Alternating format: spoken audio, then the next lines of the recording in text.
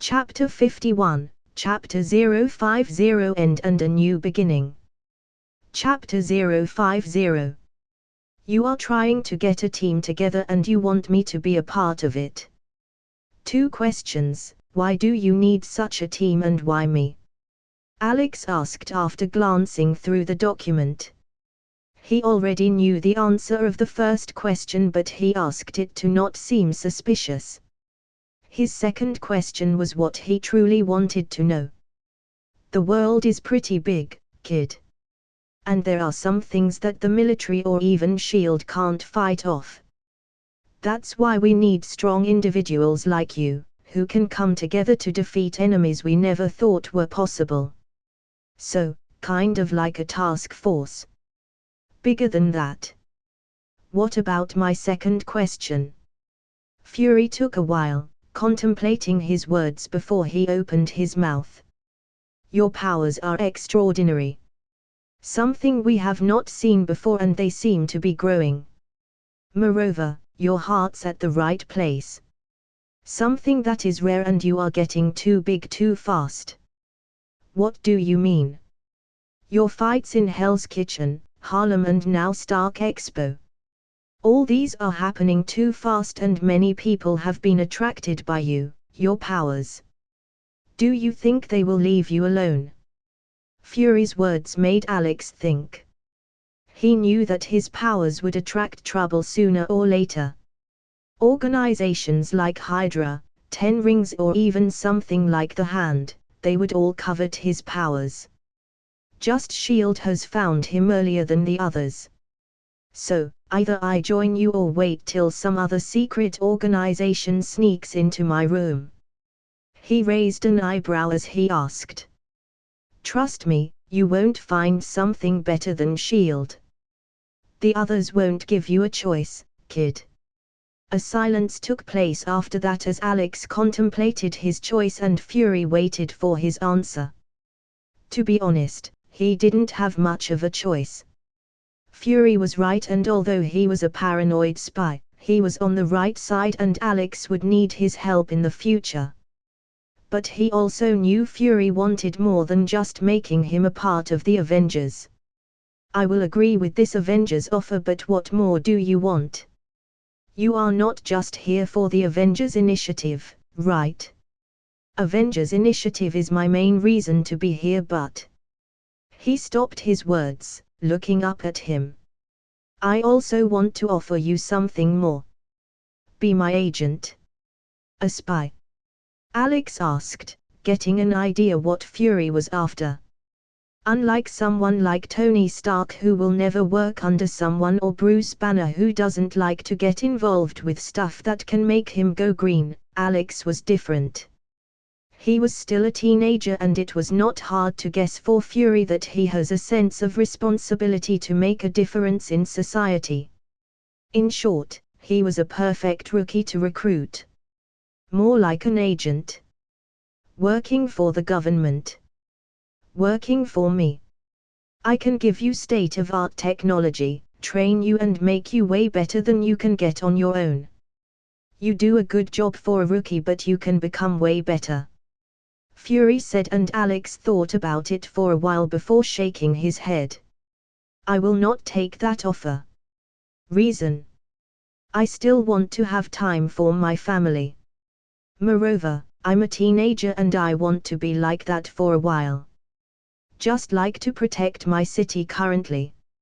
Alex said, scratching the back of his head. Joining S.H.I.E.L.D. won't be bad, but he still has other plans before that.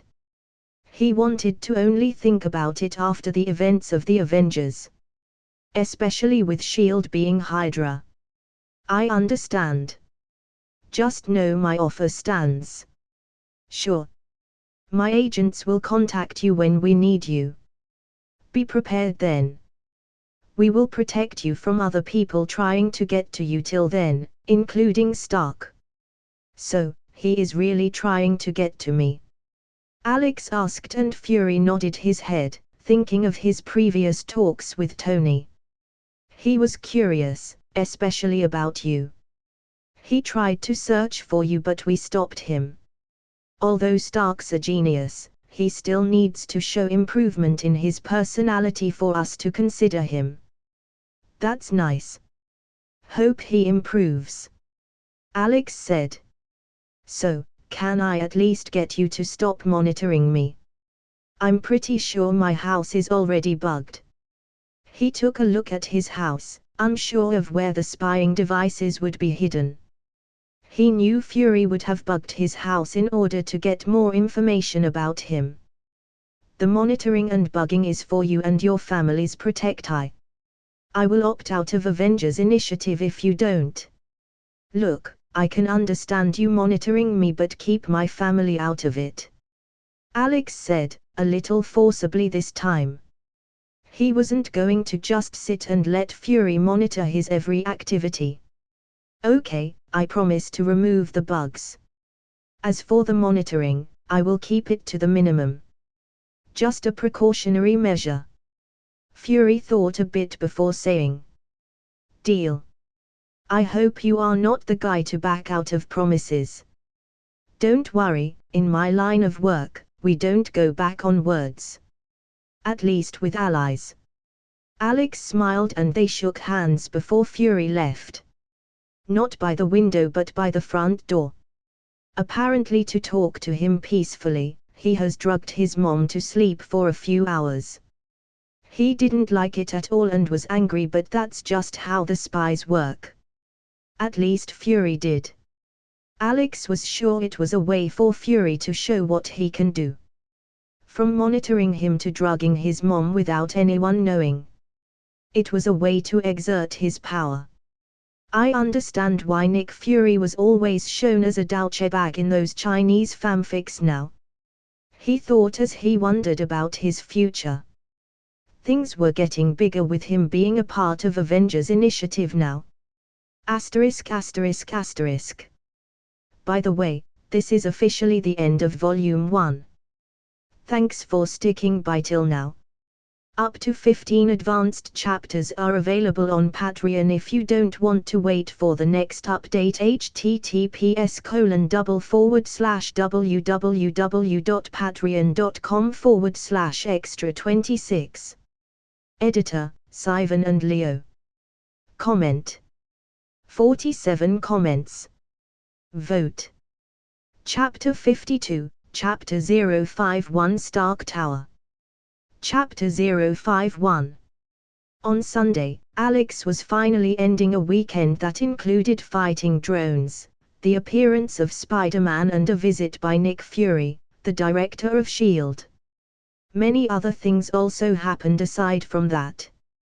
Pepper Potts announced in a press conference that, after all damage resulting from the Stark Expo incident had been repaired at the expense of Stark Industries, the relationship between Stark Industries and New York City would make another step towards the future. She presented the plans for a structure acquired by Stark Industries that would be transformed into the Stark Tower, the first completely clean energy-powered skyscraper in Manhattan.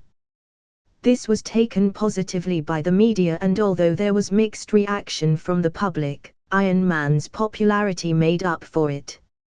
Anyway, people in the city and the media had something to talk about now. But Alex wasn't too concerned about all that. His main concern was still the up-and-running crime rate. According to Matt, Hell's Kitchen was going through a moment of peace after the Russian gang ended, but it didn't mean small-time criminals would stop their work. Even currently, Alex was looking over at a robber running away after snatching an old woman's bag. It's not even night yet. People are too impatient these days, he thought, taking a glance at the orange sky. Then, he jumped down, landing in front of the robber. You really shouldn't do stuff like that, he said, looking at the robber whose appearance was of a necromancer on weed. Just give me that bag and I promise I won't punch you.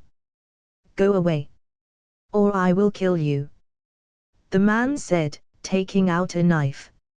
Apparently, he was thinking of Alex as a cosplayer rather than the real one. Unfortunately, Alex was long past the time when a knife could hurt him. "Looks like you don't give me a choice, man," Alex said, rushing up at him.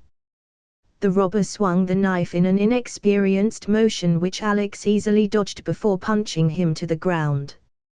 Picking up the bag from the robber, he threw his hunter's disc at him, which will keep him there till the police arrive.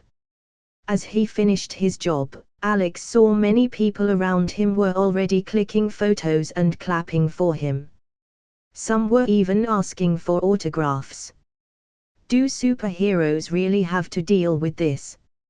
He frowned thinking about it, and after giving the bag to its owner, he quickly fled from the scene, not interested in giving autographs and clicking photos. But unfortunately for him, after half an hour, he was trending on Twitter. Asterisk asterisk asterisk. Over 10K tweets in half an hour. I'm not a member of a K-pop boy band, Alex muttered as he sat down on a rooftop. He was eating a hot dog while looking through Twitter, on which he was trending. The popularity that comes with being a hero was something he hadn't thought much of before, cause it was never really explored too much in MCU movies. He had never heard of Avengers having social media accounts or something like that. But here he was, a vigilante, looking at his face trending on Twitter, reading all the comments one by one. Many people were just praising him, but many were disappointed that he didn't stop for photos. There were also people who were holding full-blown debates on whether vigilantes were a good idea. Some thought they were better than the police and were just trying to help, while there were arguments about how it wasn't safe for people with supernatural powers to even roam freely. I don't like these vigilantes, especially that weird wolf guy. He's scary and his powers make him a threat. I don't want my kids playing outside when a guy like that is fighting people with his ghost wolf. He's not the police. He should be arrested. Alex read out one of the latest tweets and shook his head. Closing the app, he finished his hot dog and stood up to go home.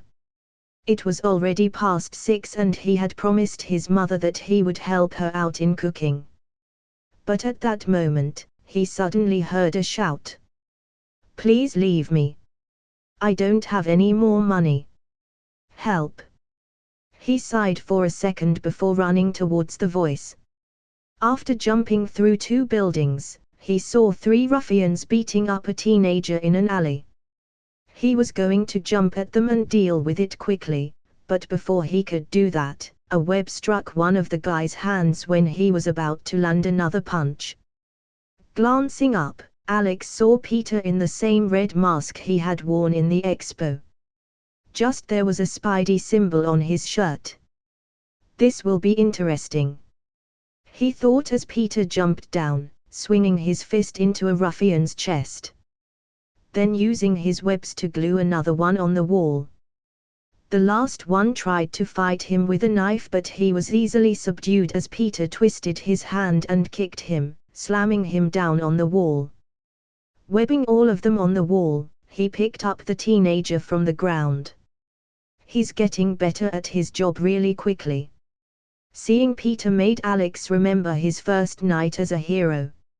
It was an embarrassing one, and although he had started weak, he had grown a lot and would get even more stronger. "Hey!" Alex called out to him as the teenager left. Peter looked up at him, surprised to see Lycan, but he also grew excited. You are Lycan. We met at the Stark Expo. It's nice, so nice to see you again," Peter said, unable to hide his excitement. That's when Alex remembered that in his mask, Peter has a habit to not hide his personality at all, becoming more straightforward and unable to hide his emotions. As Spider-Man, he was goofy and cheerful, with him cracking jokes all around while doing his job. Completely different than when he is a normal teenager. "Yeah, it's nice to see you too. Can we talk for a while as fellow vigilantes?" Alex asked, thinking he might be a little late again. Asterisk asterisk asterisk. Up to 15 advanced chapters are available on Patreon if you don't want to wait for the next update. https://www.patreon.com/extra26. Editors, Sivan and Leo. Comment. 31 comments. Vote. Chapter 53, Chapter 052 Desperation. Chapter 052. So, you have had these powers for a while? Alex asked as he and Peter sat on the edge of a roof, talking about stuff and getting to know each other. At this moment, he was thankful that his suit has a function of making his voice seem different. Otherwise, he was sure Peter would have gotten suspicion. Yeah, I got these a while back during some strange events. Didn't know what to do with them as I was mostly normal all my life. Peter said, thinking back to the field trip to Oscorp. Didn't really know what to do with it until someone explained something that I was thinking about for a while. Alex stopped himself from chuckling hearing that and continued to listen. After that, I just made these web shooters from old watches. Peter showed him his web shooters. But I hesitated a lot, thinking it would ruin my normal life until He trailed off and Alex completed his words. Expo. Those drones suddenly went berserk. Felt like one of those sci-fi movies I watched back in childhood. But I saw someone die right before my eyes and something snapped inside of me. He took a breath before looking up at him. I realized I won't be able to live with a good conscience if I don't stop those drones when I can. You were a lot of help that day.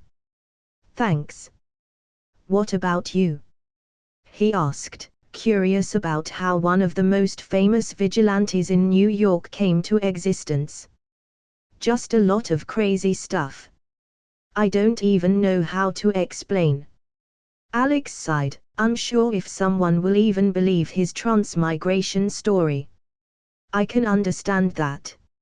A werewolf didn't bite you, right? He suddenly asked, making a speculative story of werewolves. No, I don't think I got bitten by anything. And werewolves don't exist. At least I never heard of one.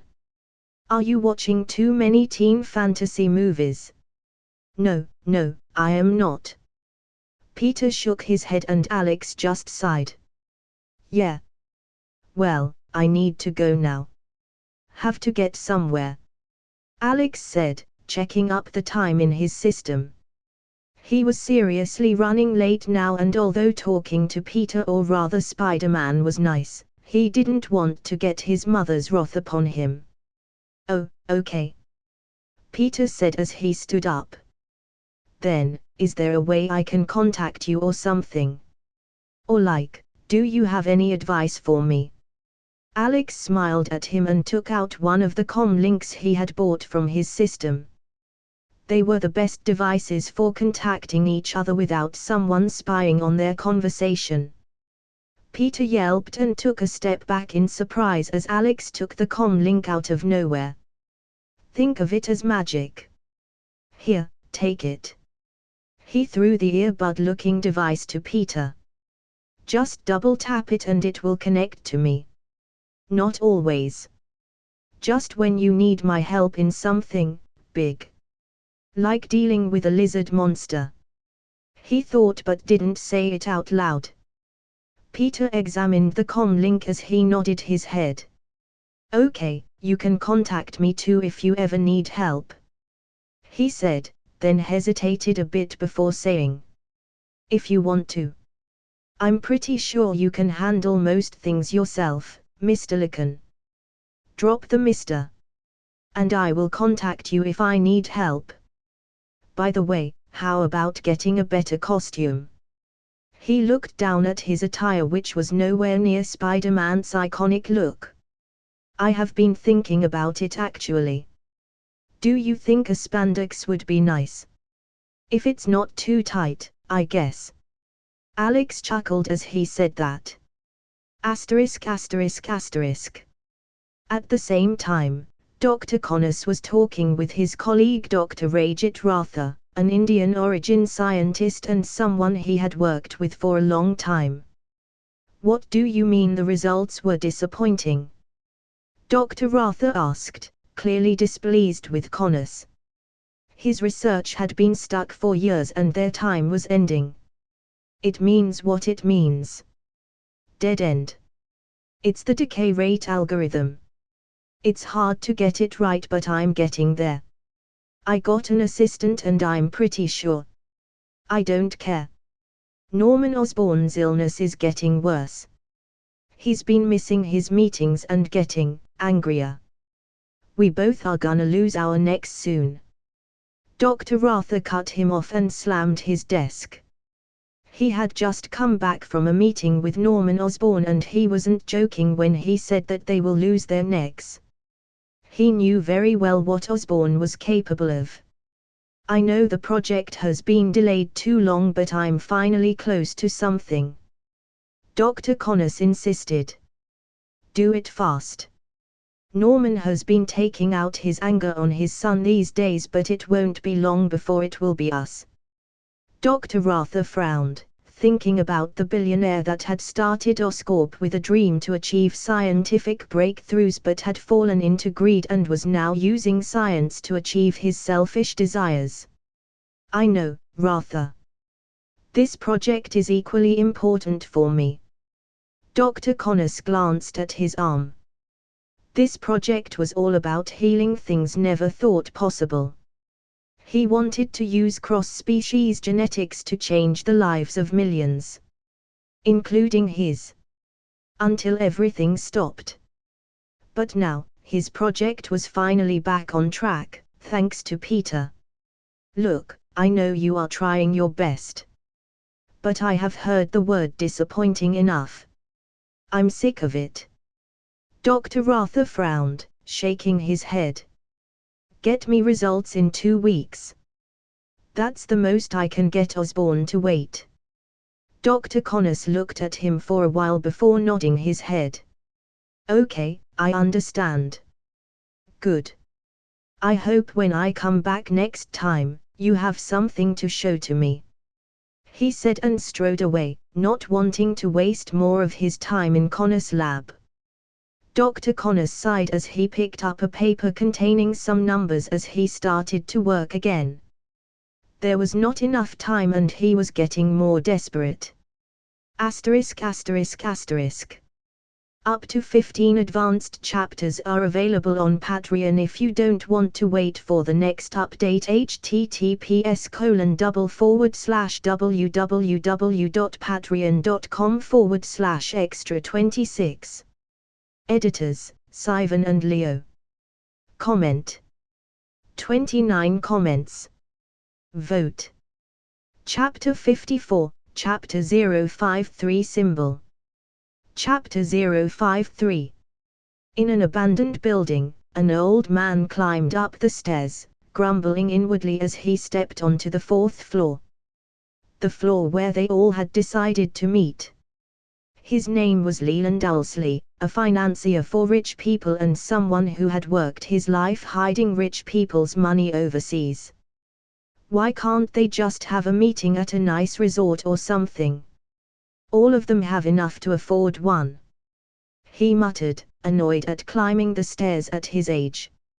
He was seriously going to talk about having a nice meeting place in the next meeting, as today, they have some important things to talk about.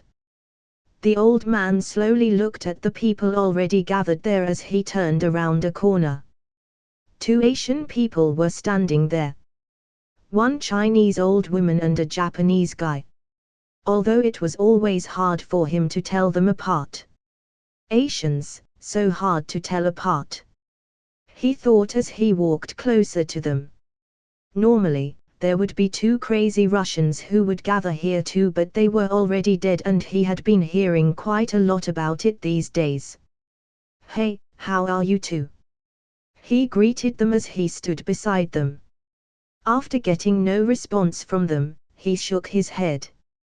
You two are not planning to talk today either. I will never understand you Asian folk. The Asian man grumbled something at that, but it was in Japanese. While the Chinese woman just smiled, which wasn't a sight pleasing to his eyes. The old woman looked creepy no matter if she's smiling or laughing. At least to Leland. Anyway, his taste in women was relatively young. Way young. Their names were Madame Gao and Nobu. Both of them belonged to the Hand, a secret organization which has worked in the shadows for centuries. They all waited for a while before they heard footsteps. They turned their heads as two men walked in. One of them was wearing a white jacket and the other one was wearing a suit, looking as proper as he could. Wilson Fisk and his right-hand man, James Wesley. Leland didn't like them a lot, but he worked for him and needed to maintain a good relationship. Fisk, you are late. Nobu said as Kingpin came close. He wasn't happy with his attitude and annoyance was clearly shown on his face. I'm sorry. I was kept up by a few things. Kingpin said. At least you didn't send your assistant like the last time. Leland said, glancing at Wesley, but he just smiled in response. Kingpin replied in his stead. He's my friend Leland, and I was busy that day. Yeah, you always are busy. As Leland grumbled, Madame Gao spoke something in Chinese. Everyone looked at Wesley as he acted as the translator. She wants to start the meeting. Yes, let's start it. Kingpin nodded and Nobu immediately raised his head and asked. Who is gonna deal with those vigilantes, Fisk? They are becoming too big for us to handle with regular forces. I'm walking with my Taser gun thanks to those guys. Leland said annoyingly. I am trying to handle them. As you know, with the Russians gone, it's taking a while to take over their properties. Russians were your fault, Fisk. Nobu said. I know, and that's why I'm taking responsibility. Take some more and handle those masked dudes too. They are being a clear hindrance to your businesses and your finances are falling. Leland said as a matter of fact, and Madame Gao muttered something in Chinese. Nobu looked at Kingpin before opening his mouth. I want it to be taken care of. Or I would move myself. You do know I don't try to keep stuff under wraps like you, Fisk. I know that well. Commonly, Kingpin would have been secretly annoyed at his proposal. It was Nobu's way of saying he was incompetent, but today was not a common day. That's why, Kingpin simply said. Why don't you deal with them, Nobu? I'm busy dealing with other messes currently anyway. You're going to let him deal with it? Leland cocked his head at Kingpin's words while Madame Gao smiled mysteriously. Then, I will deal with it, Fisk. I'm annoyed by these people jumping around, hiding their identities. If I just knew who they are, I would have beheaded them already. Nobu said while frowning as Madame Gao muttered something to him. He looked at her and both of them talked among themselves for a while, making Leland impatient. He glanced at Wesley as he asked. They are discussing something. A weapon. He answered. What weapon? Leland asked and Nobu frowned at him before looking up at Kingpin. I knew these vigilantes were gonna become more than what we can handle with normal forces, so I ordered something. Something special to deal with them. What kind of weapon is it? Word on the street is that they are bulletproof. Leland said. It's not a gun. Then, what is it? Kingpin asked and Nobu glanced at Madame Gao before replying. It's something our organization calls the Bringer of Shadows, the Black Sky. It will be more than enough to deal with those vigilantes, no matter what sort of mystical powers they are harnessing. Quite a fancy name there, Leland remarked, but was mostly ignored. Will it be enough to deal with them? Kingpin asked. Yes, I just need help bringing it here. Your contacts will be enough, and then I will end those fools and we can continue with our plans. If you are going to do it, remember to destroy their symbol. For the city to see that its saviors are dead and defeated. Kingpin muttered, and Leland shook his head. What do you mean by that now? Madame Gao answered it for him, but he wasn't able to understand her gibberish. Instead, Wesley translated her words. A person alone will die and no one will ask about him after a while. But if a man becomes a symbol, he lives on even after his death. These vigilantes, they have become that symbol. The devil of Hell's Kitchen and Lycan. Both of them are symbols. Those words were finished by Kingpin, who smiled while speaking. And there's only one way to destroy the symbol. Humiliate it and break it beyond any point, so that no one finds hope in them. Asterisk asterisk asterisk. Up to 15 advanced chapters are available on Patreon if you don't want to wait for the next update. https://www.patreon.com/extra26. Editors, Sivan and Leo. Comment. 23 comments. Vote. Chapter 55, Chapter 054 Stick. Chapter 054. It was Friday when Alex made his way to Hell's Kitchen to have a meeting with Matt. He had called him when he was in school, saying that they had some work to do. What is it now?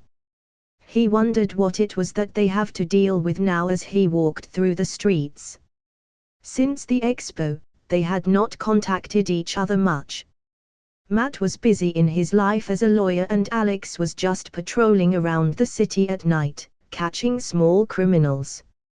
At the same time, he was also giving more time to his family and studies. He didn't care much about his grades at this point, but his mother sure did. They had already fallen a lot, according to his mother, and he can't afford to waste time on other things. Regardless, it was a moment of peace for both of them when they could focus on other things rather than being vigilantes. But suddenly, Matt had called him today, and going by the tone of his voice, it wasn't something simple. I should give a visit to Colleen soon. Alex thought as he entered Hell's Kitchen. It had been a while since he had visited Chakra Dojo, and going by the time, Iron Fist would land there sooner or later. Although Iron Fist wasn't that well known of a hero, he was quite powerful and also has the majority share in Rand Corporation. So, he wasn't a connection that Alex can possibly ignore. Thinking of the comics he had read about Iron Fist, Alex reached Matt's home and found it open.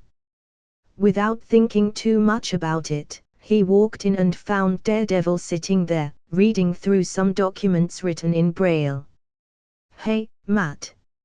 Hi, I have been expecting you, he said, raising his head up from the documents.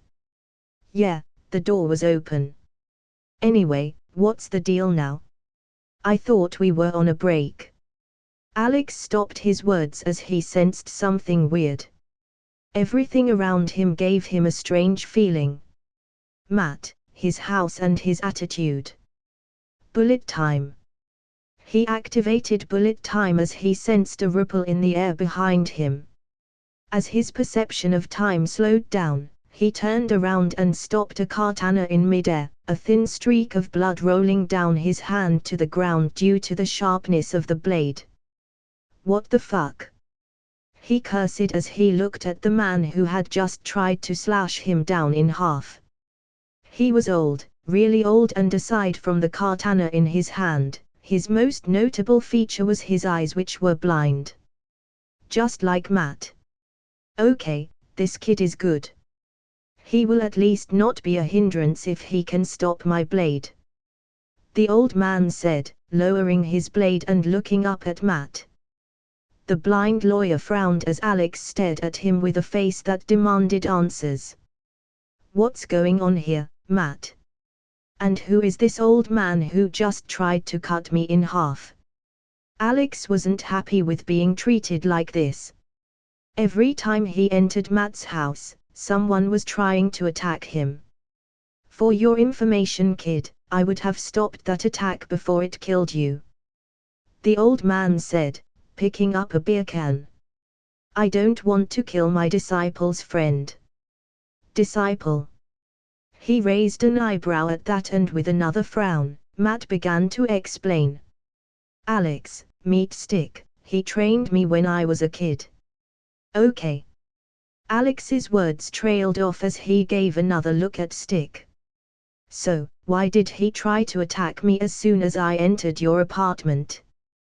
"To test you, kid," Stick answered, not bothered by the glare Matt was giving him. "A war is coming and Matt said you are quite good.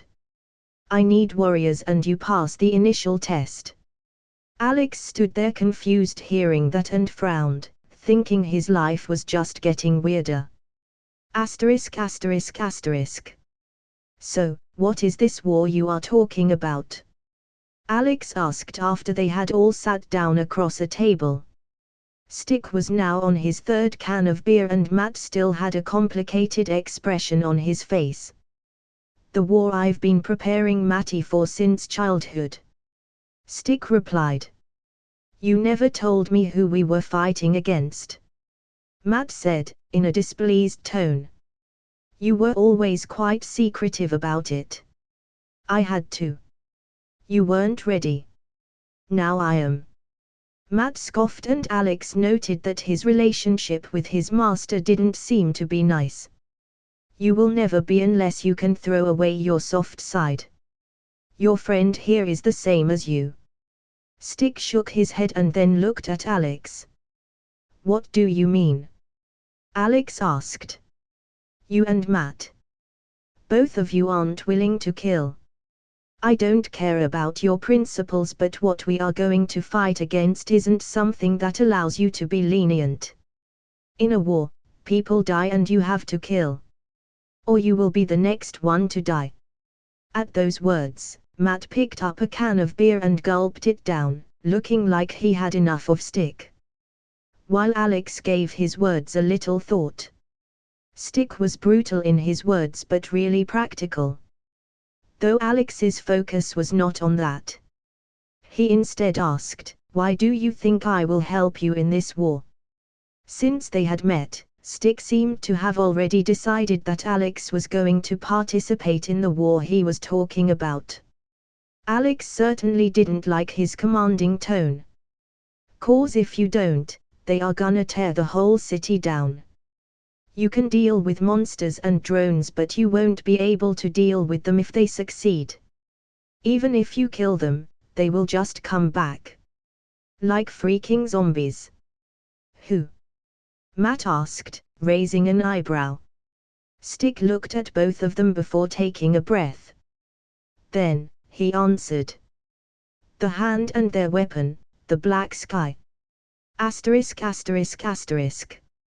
Up to 15 advanced chapters are available on Patreon if you don't want to wait for the next update. https://www.patreon.com/extra26.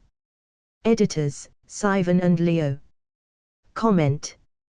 33 comments. Vote. Chapter 56, Chapter 055 Murakami. Chapter 055. We are dealing with a guy named Nobuo Yoshoka. 2 things to know about him is that he's an asshole and he works for Murakami. Stick explained, in between a chuckle as he eyed both Alex and Matt. "Murakami?" Alex asked as he felt the name was familiar. Just he wasn't able to remember where he had heard it. "He's one of the 5 fingers of the hand and the most secretive." I have been following these Japanese for months, but all I got to know was that Nobu handles Murakami's activities. He stopped for a second before eyeing Matt. Especially the dealings with the man known as Kingpin. As Stick said that, Alex remembered about Murakami.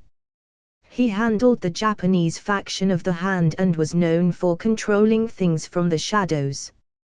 Due to his nature, there was hardly anything known about him. So, we are dealing with the Yakuza? Matt asked. More dangerous than that. So, this Nobu guy is transporting a weapon called Black Sky to New York. For what exactly? Alex asked, getting more interested in what the Hand was trying to do. If Nobu really handled deals with Kingpin, then probably he was involved too. And it was at least not something on a small scale, going by the way Stick was talking. Many things, but the obvious reason is you two. Stick glanced at both him and Matt. The Hand are scared that you two will interfere in their plans, and seeing you two, more stupid people will come out trying to fight them. I don't think we are the only reason. Yeah, you are not. You two are just the people they will go after first. The city's just giving more and more surprises these days, and the Hand needs weapons in case Iron Man or S.H.I.E.L.D. go after them. Alex cocked his head at that, surprised that Stick knew about the existence of S.H.I.E.L.D. You know of S.H.I.E.L.D.? He asked, curious as to how he knew about it. I know many things. S.H.I.E.L.D., aliens, and even people who are born with powers never seen before. Sadly, you are not any of them, kid, and that's why I'm so curious about you. Stick examined Alex with a serious gaze.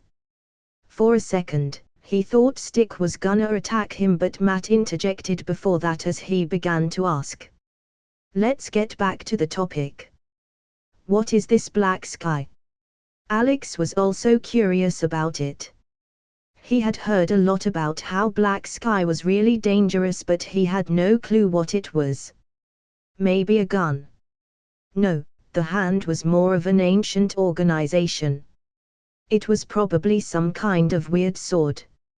Maybe a sentient weapon. Alex thought in his mind as he waited for an answer. But Stick just shook his head. I can't tell you currently. You will know when you see it. For now, we need to deal with Nobu's man on the dock and prepare to destroy the Black Sky. Otherwise, trust me, the whole city will be destroyed. You are keeping things from me again, Stick. Matt growled as he clenched his fist.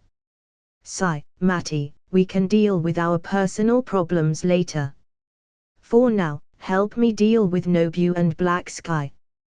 He said, and then glanced at Alex, who was calmly listening to the conversation. Patting him on his shoulder, Stick continued. There will be a lot of men there tonight, so we will need you and your wolf. After we are done, I will teach you a stuff or two about being a warrior.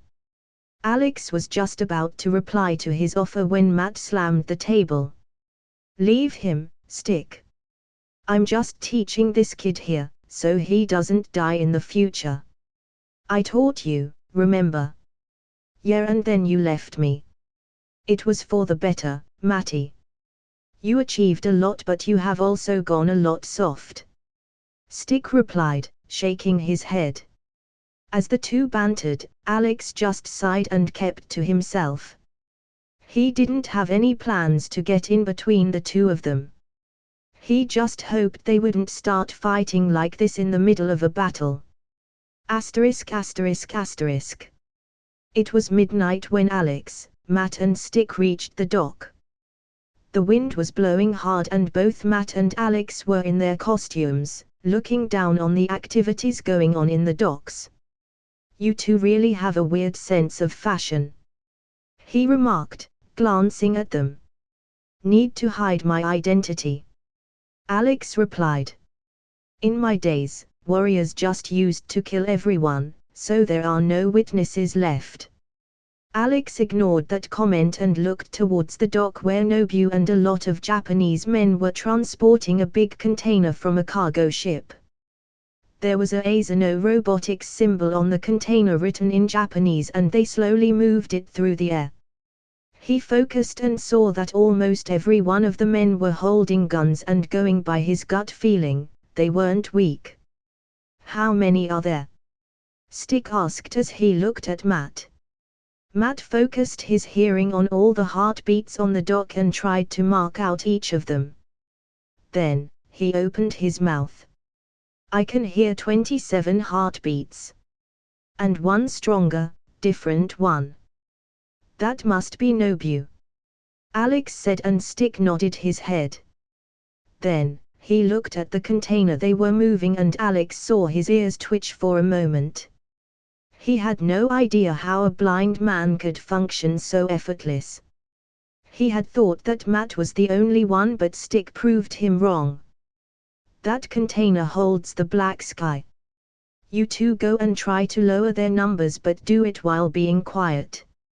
"I will try to do the same." Alex nodded his head, and Matt hesitated before saying, "Remember, Stick. You can't kill." "I remember it. Now, go." With that, their mission began, and Alex had a bad premonition that his life was not gonna be the same after tonight. *****. Up to 15 advanced chapters are available on Patreon if you don't want to wait for the next update. https://www.patreon.com/extra26. Editors, Sivan and Leo. Comment. 30 comments. Vote. Chapter 57, Chapter 056 Blast. Chapter 056. One of the men that Nobu had brought with him frowned as he felt the cold air brush past his neck. He put a hand on his exposed neck and held his gun in his right hand. They had been provided with the best weapons possible for a job that won't take longer than a night. MP7S with a suppressor. It was to ensure that they could transport the black sky safely without any interference. They didn't need to worry about the police, as they had already been bribed to avoid their transit path. But what made all of them worried were the vigilantes. They had interfered in every one of their activities in the past few months, and today, they can't take such risks, as failing this task was as good as digging their own graves. As the Japanese man glanced at the container getting carried onto the dock, he suddenly felt another rush of wind. "Why is it so cold?" he muttered, and suddenly, from the corner of his eye, he suddenly noticed a shadow. "Who's there?" Wondering that, he stepped around the container to see if there was someone. At that moment, a hand suddenly wrapped around his neck and tried to choke him. He struggled, but before he knew it, he was knocked out. Another one down, Alex thought as he looked at the Japanese man on the ground. It was the third guy he had knocked out, but it didn't look like he had the time to knock another guy out without anyone finding out. They are already lowering the container, he thought as he glanced at the container, which had landed in front of a Japanese guy who was wearing a suit that looked expensive to his eyes. He was Nobu, one of the highest ranked members of the Hand and also the one in charge of transporting the black sky. "Will I at least get to see what this black sky is now?" he thought as he focused on the unloading of the container. Nobu shouted something in Japanese, and one of his men slowly unlocked the container. Alex's eyes went wide as he stared in shock at what black sky actually was. Not only him, even Matt was shocked, as now there was one more heartbeat on the docks. Yes, the black sky was actually a kid. With long hair and brown skin that was covered in dirt, the black sky was wearing a rag. There were chains shackling him, and he looked like some sort of prisoner. What the hell is Hand doing with a kid? He thought as he wondered if he should come out and stop Nobu, but there was no signal from Stick like they had planned. As he was thinking that, Stick was preparing his crossbow, aiming at the heart of the kid, planning to end him before he could achieve his potential. He took a breath and locked on the black sky. Then, he shot his arrow. The arrow whooshed through the air, but before it could kill the black sky, something leaped out from the containers and caught the arrow mid-air. Shit! Stick muttered with a frown as he looked at Matt, who had the arrow in his hand. We are in trouble. Alex thought as he witnessed all this. Without wasting a second, Nobu's men started firing at Matt as he began to fight them. Nobu quickly took the black sky with some of his men and moved towards the vans that were already ready to leave. Kill him! Kill him! He yelled as he put the black sky in the back of one of the vans before rushing towards another one. But before he could run away, someone appeared in front of him. It was Alex. I don't think you are allowed to leave.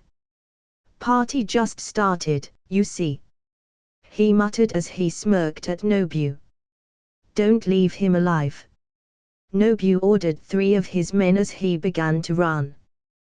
One of the men punched Alex, but he caught his fist in the air and twisted it. When another guy came at him, he slammed him into the container before punching the third one on his face hard. He fell to the floor, groaning. It was then that Alex heard the sound of the engine starting. He glanced and saw Nobu running away with the last of the vans containing the black sky. Fuck! He cursed as he focused the energy inside of him. In just an instant, a big wolf made up of energy leaped at the cars. It trailed the vans for a while before slamming into the last of them, the car rolling over due to the impact. Nobu looked at the rolled over car through his window, but he didn't order the driver to stop. Although the black sky was a rare occurrence, it wasn't something he would risk his life over.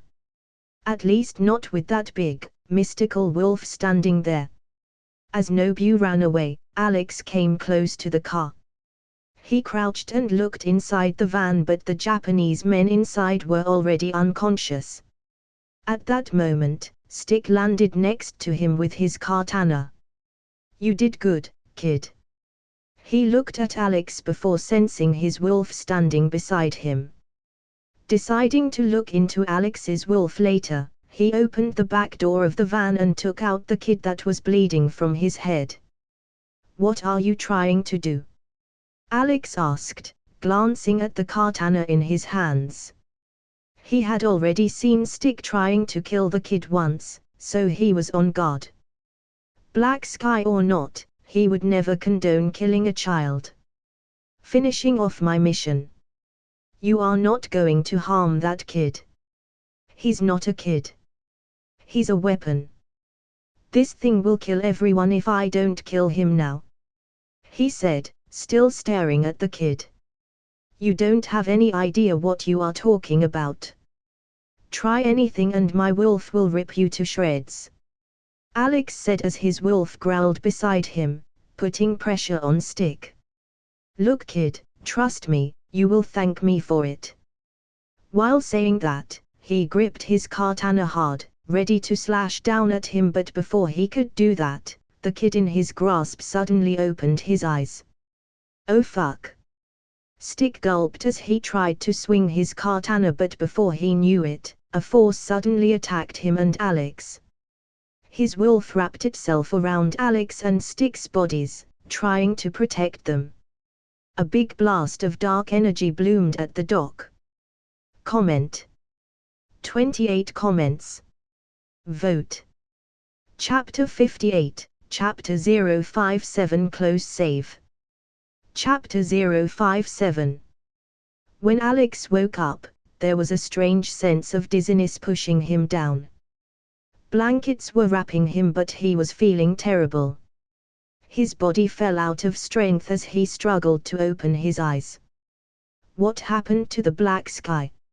Stick. Matt. That blast. He wondered, and as he opened his eyes, an apartment came into his view. Unfamiliar, but when he focused, he realized where he was. It was Matt's apartment. What happened? The fight ended. He looked around and saw that he was all alone in the apartment. On the side, a table was broken and the whole apartment was messy. Like a fight had taken place there. "You are up." As he was wondering what had happened when he was unconscious, the door opened and Matt strode in. Probably coming in from buying some stuff. He noticed a bruise on the side of his head, just above his ears. How much time was I unconscious for? Alex struggled to lift his body. And what exactly happened at the dock? I remember an explosion happening then, everything went black.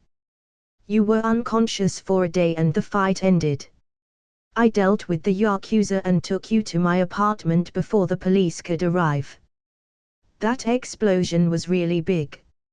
It's actually surprising you didn't have any injuries," Matt said, picking up a chair and sitting in front of him.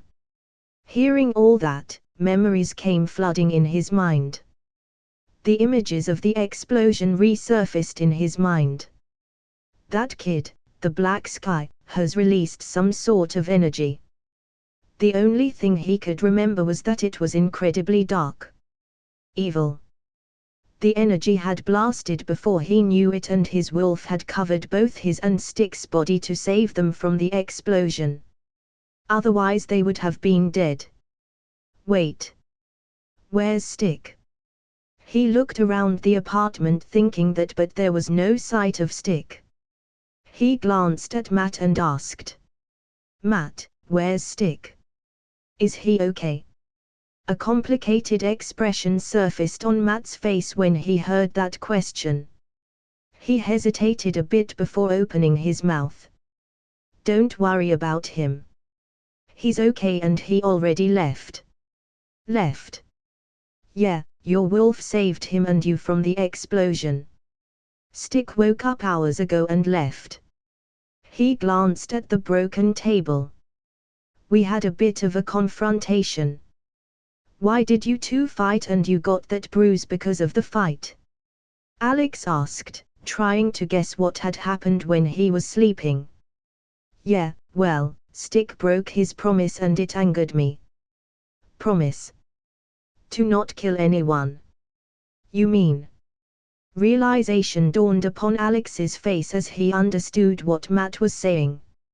He frowned and took a breath, trying to calm his emotions down. After a while, he looked at Matt. "He killed Black Sky?" Alex asked, just to confirm. "Yeah, he did." Matt sighed. "That kid, his heartbeat was young. It was really weird.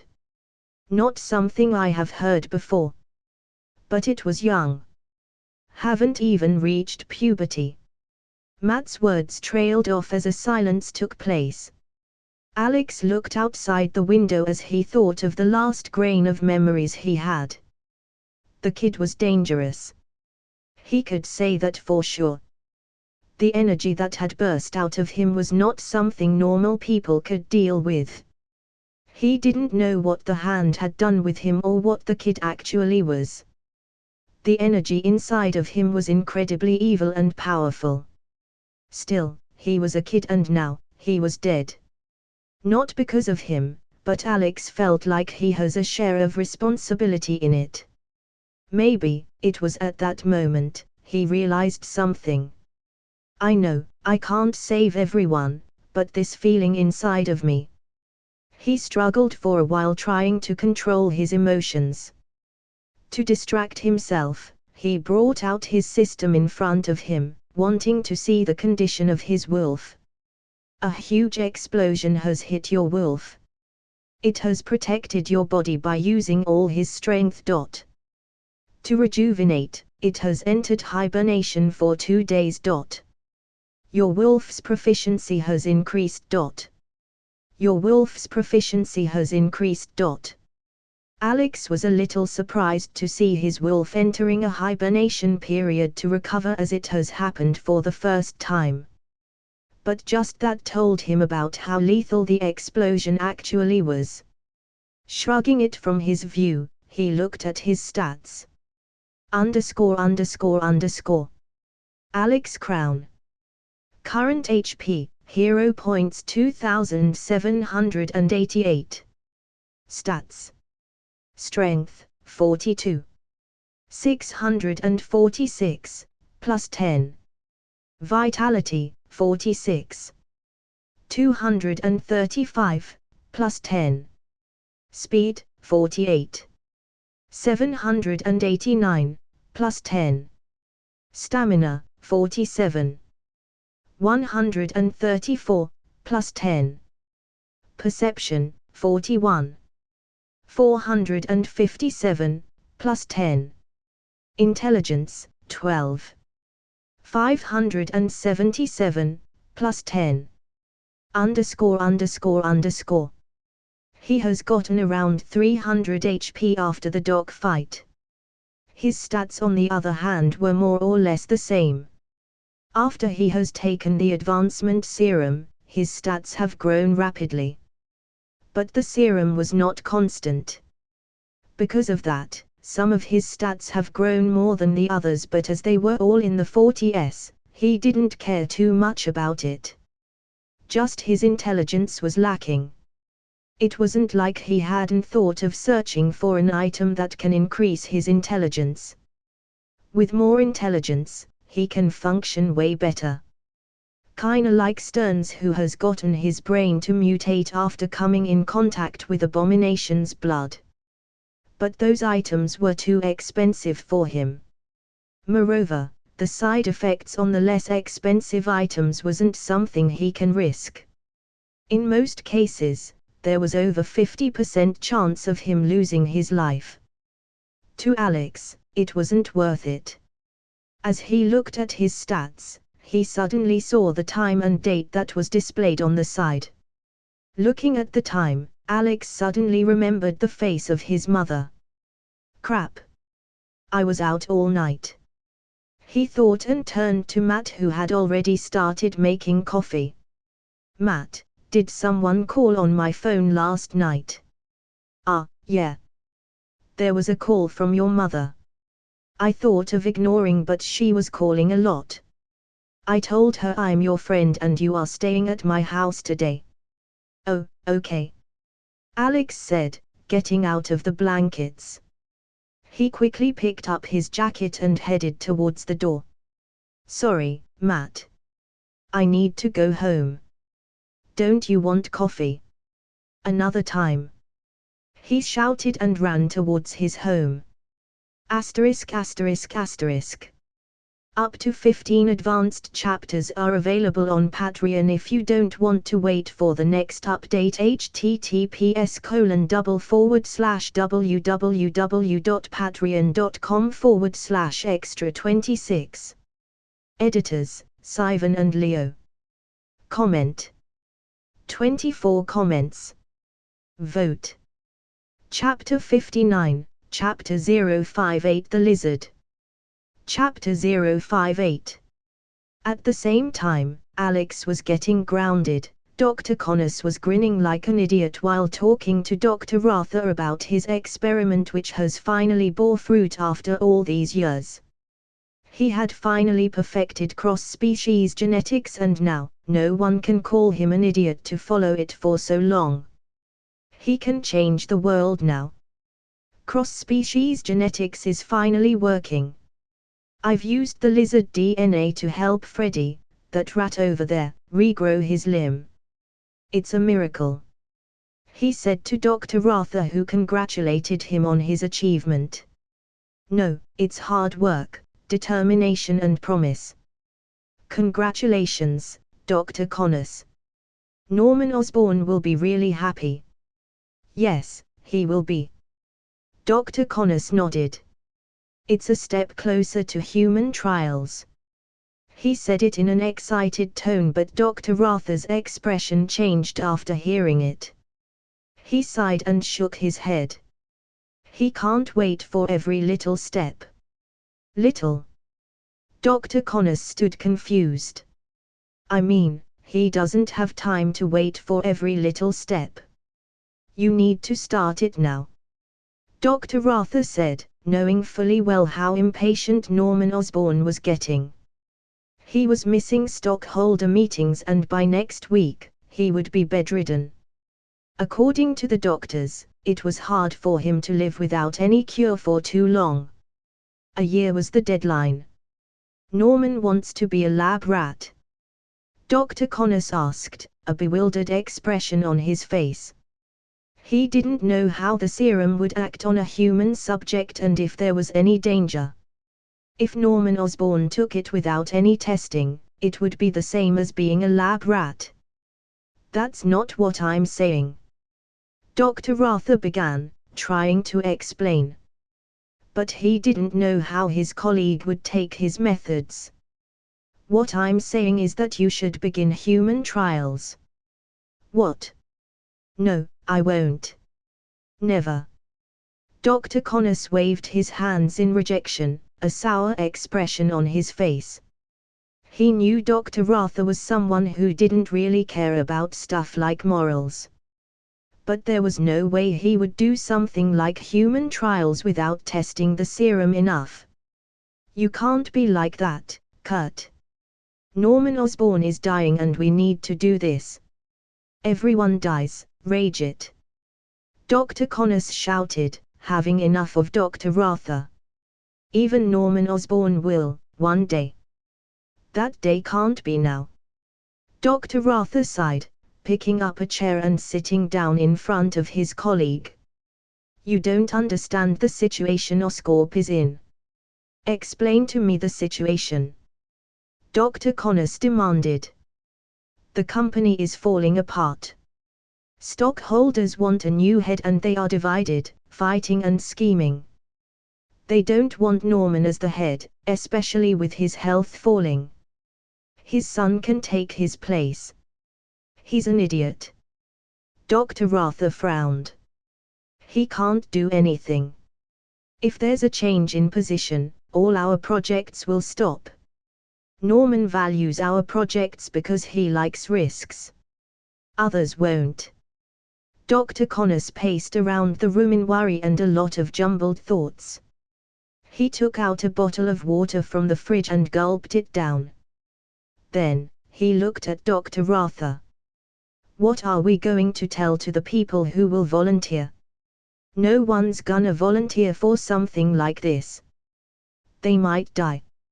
As far as that is concerned, we can say it's for a flu shot. Dr. Arthur said. People don't need to know. You've gotta be kidding me. Dr. Connors scorned him, disgusted by his words. I don't think I am. You are a little late for shock and indignation, Kurt. That's how the world works. At least Oscorp does. You know about it. I do, but... His words trailed off as he struggled to cope with his morals. He didn't want to dirty his conscience, but maybe it was the only way. Otherwise, his research will get stuck again and he will never get his arm back. We already have the formula. So, we can do it even without you. Dr. Arthur added as he saw the struggle in Dr. Connors' eyes. I'm just asking you because we are friends. Dr. Connors gulped down his saliva. He didn't want to do something so unethical. It was wrong. Risking the lives of normal people just because of a single man. He tried to accept Dr. Arthur's offer in his mind for his lifetime research, but his heart wasn't going to let him. In the end, he shook his head. I won't. Say goodbye to that arm you have been dreaming of. Dr. Arthur sighed. I'm shutting you down. Have your office cleared out by the morning. Your toys can be taken away too, you know. Don't do it. Please. Dr. Connors begged as he struggled to keep his emotions in check. You don't leave me a choice, Kurt. he said as he stood up and turned around. "I'm sorry. Please. I don't have time. I have to pick up Anastasia Hardy and her daughter for a meeting today. Norman wants her to be on his side, but now, you don't have to know about it. Goodbye, Dr. Connors." After saying that, he walked out without looking back. Alone in his lab, Dr. Connors frowned as he thought back to the whole talk. His hands suddenly started shaking when he thought about what he was gonna tell his wife. Trying to stay sane, he picked up a wine bottle and poured it down in a glass. Drinking it, he pondered on a lot of things. "I need to do something. Need to get my arm back," he muttered in a state of panic and anxiety and started looking for the serum. He can't risk other humans, but he can surely risk his life. After all, he had nothing to lose. He took the serum and without thinking, he injected it in his shoulder. In an instant, a sharp pain rushed at his arm as the world went black. The serum traveled through his blood, changing his whole body into something not human. *****. Up to 15 advanced chapters are available on Patreon. If you don't want to wait for the next update, https://www.patreon.com/extra26. Editors, Sivan and Leo. Comment. 23 comments. Vote. Chapter 60, Chapter 059, Williamsburg Bridge. Chapter 059. In the evening, Alex was sighing while playing a fan-made game based on Iron Man on his system. After his system was connected to his phone, he had learned how nice it was to play a video game or watch a movie on a holographic screen. He has been using it during the boring lectures to pass time, and as he was the only one who can see his system, it was perfect. His mother had scolded him for over an hour for staying the night outside before telling him to stay in his room for the whole day. It was not his fault, but he can't really explain his hero's life to his mother. Although he had blended with his new family quite well after being transmigrated, it was still hard to keep the balance of his two identities. Something that heroes like Spider-Man often dealt with in comics and movies. The only solution to this problem was to come out as a hero, at least to his family, but as Alex can't imagine how his parents were gonna take it, he was hesitant. He could only opt for a temporary solution currently, which was to move out as soon as he's 18. That will give him a lot of time to do whatever he wants. Although it doesn't change the fact that it will be hard to maintain friendships or a relationship like this. It was the main reason behind why Alex has tried to not get too many friends. His only friend was Peter, who himself was a masked vigilante like him. Though, he didn't know that Alex was the same as him. "I wonder what will happen if my identity gets revealed." He thought of a question that he had been thinking about lately while playing his game. The main reason he needed to hide his identity was obvious: his family. If it got revealed, then his family could be in trouble. He didn't want villains knocking on his door. But at the same time, he knew he wouldn't be able to hide it all his life. It was the age of the internet and alien technology. Even while trying to hide his identity, people like Tony Stark or S.H.I.E.L.D. can still know who he was easily. If they can, other powerful people can too. That made him wonder if hiding his identity was really a viable option. If I join S.H.I.E.L.D., they will protect my family, but I can't do that now as Hydra is hiding under S.H.I.E.L.D. Ah, fuck. As he was thinking that, his character on the holographic screen suddenly got killed by a blast from the drones. The screen changed to Game Over and Alex sighed. He was about to restart his game when suddenly a notification flashed in the top corner of the screen. Alex clicked on it, wondering what it was. Breaking news. A big monster has been seen on the Williamsburg Bridge. Police are on their way. What the fuck? He cursed, seeing the news. The lizard is finally here. I ain't getting a break soon. Alex shook off the holographic screen and tapped the holographic projector that he had bought to fool his parents. Even if he was grounded, he couldn't just sit when a giant lizard was destroying a bridge. As a hologram of him sleeping appeared on his bed, Alex thought back to the story of Amazing Spider-Man. Diaconus would go to the bridge to look for his superior but would transform into the lizard midway, losing control and attacking everyone. When Spider-Man would arrive, he would run away to the sewers. Thinking back to the movie that he had watched with one of his ex-girlfriends in the theater, he donned his costume. My wolf is still in hibernation. Alex clicked in tongue as he felt the low energy of his wolf, but as he won't be fighting the lizard directly today, it would be fine.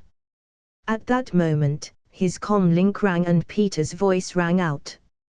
Hey. It's me, Spider-Man. Remember the guy with webs? I need some help. You free? Yeah. Is it about the big monster that has appeared on the Williamsburg Bridge? Alex asked, not surprised by Peter asking for his help in this matter. You know about it. They are talking about it in the news. That's good. So, yeah, meet you at the bridge then. His voice got cut after that and Alex quickly left his house through his window, already gotten used to it. ******. On the Williamsburg Bridge, Dr. Rather was stuck in traffic with one of the shareholders of Oscorp, Anastasia Hardy. She was a beautiful woman in her late 40s with black hair and a face that had trapped a lot of men in her youth. Besides her was her daughter, Felicia, who had a scowl on her face as they were stuck in traffic for a very long time. Traffic these days really takes a lot of time. Anastasia remarked, looking back at the large line of cars behind theirs. Maybe something has happened. Dr. Rather said, then looked at the driver. Alfred, can you go see what is going on? The driver nodded and got out of the car. After a while, there was a rumbling on the bridge as everything shook suddenly. What is happening?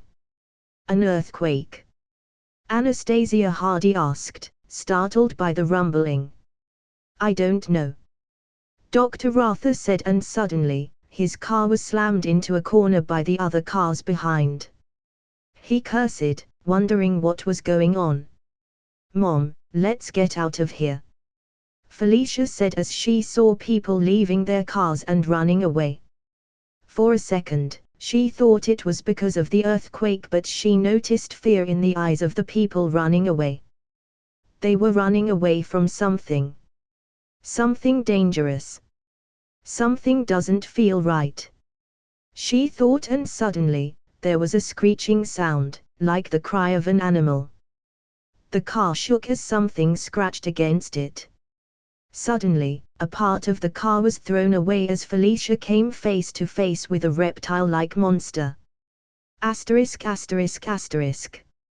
Up to 15 advanced chapters are available on Patreon if you don't want to wait for the next update. https://www.patreon.com/extra26. Comment. 33 comments. Vote. Chapter 61, Chapter 060 Felicia Hardy. Chapter 060. For a second, Felicia forgot to breathe as the reptile-like monster stared at her. The thing's ugly face was enough to make her feel like vomiting. Its skin was green and eyes had a light shade of yellow. Am I going to die? She thought as the lizard snarled, his claws ripped up a part of their car. It reached for her as she closed her eyes in fear, wishing in her heart to get out of this situation. but its claws stopped just as they were about to touch her face. Felicia opened her eyes slowly to find that the lizard was looking up from her. Not at her mother but at the person besides her. Dr. Rajit Ratha. Help me! Help me! Please! He shouted as the lizard pressed towards him. It picked him up, claws holding his neck as Dr. Ratha struggled to get away from its grasp. Ah! He groaned as fear and despair filled his heart. Ratha, you! The lizard tried to speak, fumbling with words. You made me like this. Its grasp on Dr. Ratha's neck got tighter with each of its words. Hatred was well evident in its eyes as it cursed Dr. Ratha for what it had become. Just because of one man. Now, it was not gonna leave him alive. For what he has done, he needed to pay the price. Thinking of that, the lizard moved his claws to cut off Dr. Ratha's neck. Stop it! Don't kill him! At that moment, Felicia, who was just watching all this happening, shouted. She didn't like Dr. Ratha much, but she didn't want to see him killed by a monster. The lizard stopped and glanced at Felicia, her actions making it fume with more rage. Her mother looked horrified at her daughter's action, but her body was frozen and she wasn't able to move. The lizard dropped Dr. Ratha on the ground, deciding to deal with him after killing the girl. It moved towards the girl as Felicia shrunk down, not knowing what to do. For a moment, the monster stopped. Felicia looked at him and saw struggle in its eyes, like it didn't want to do all this but was forced to. The struggle was only there for a fleeting moment as the lizard picked her up by the collar and smiled at her gleefully, its teeth flashing. She closed her eyes, preparing for her final moment as sharp claws went for her chest. But before it could make a hole in her chest, a shout came from somewhere. It was Alex, who had just reached the Williamsburg Bridge. Drop the girl, you freak! Saying that, Alex kicked at the lizard's chest, sending him flying and making Felicia fall on the ground. It rolled on the ground before slamming into a car. Are you all okay? Alex said as he glanced at the three people who had almost been killed by Dr. Connors. He recognized one of them as the Indian scientist who was the superior of Dr. Connors in the movie. The other two were a woman and a teenage girl who he didn't recognize. But the teenage girl looked a little familiar to him. Yes, yes. I'm okay. Felicia said, recognizing Alex as the famous vigilante. Run as far away as you can. As you can see, it's not really safe out here. He said, glancing at the lizard who was trying to stand up. Don't stop no matter what. Dr. Ratha was the first to run, followed by Felicia and her mother. While running, Felicia glanced back to the figure that had saved her with some complicated expression in her eyes. But she didn't stop running. It's way more ugly than in the movie. Alex thought as he stared at the lizard in disgust. He has thought that it was due to the CGI that the lizard looked more ugly than ferocious in the movie. It looked like it had stayed the same in the real world. Roar! The lizard shrieked as it looked over at Alex, his eyes looking down on him as a prey to be eaten. It rushed at him and Alex leaped up in the air over the lizard's charge. Then, he took out his dagger and stabbed it at his back, but the dagger bounced back from his skin. Fuck! Why is it so sturdy? He cursed in his mind as the green reptile turned back, smiling gleefully. It revved back a bit and attacked him with its claws, which Alex dodged. While dodging, Alex held his dagger tightly in his hands and attacked as soon as he saw an opening. But surprisingly, the lizard was way quicker than he thought. It intercepted his attack and slashed directly at the dagger, claws chipping off a portion of the dagger. That thing's durability was really low anyway. he thought, and threw away his broken dagger. The lizard smiled at him, thinking that Alex was weak without his weapon, but he soon proved the monster wrong. He clenched his fist and punched the lizard in his face, which the monster was barely able to block. My martial arts class weren't for nothing. Thinking he has a chance, Alex stepped forward and uppercut it in the stomach with a left, following with a right cross to the creature's face. The lizard moved with sudden speed and wrapped a claw around Alex, spinning and tossing him aside. "Shit!" Alex shouted, getting sent flying through the air like a cannonball, tearing through the road only to get slammed on a car. The lizard turned to smile at him. But at that moment, a ball of webbing suddenly slammed into the lizard's mouth, making it take a step back. Alex looked up to see Peter in a spandex suit which resembled the suit in the Amazing Spider-Man movie. "Sorry, I was a little late. Some people needed help." "It's fine." Alex groaned, rising up. He glanced at the car beside him and tore off one of its doors using his strength, holding it in front of him like a shield. "I don't have my wolf for protection, but this will do for now.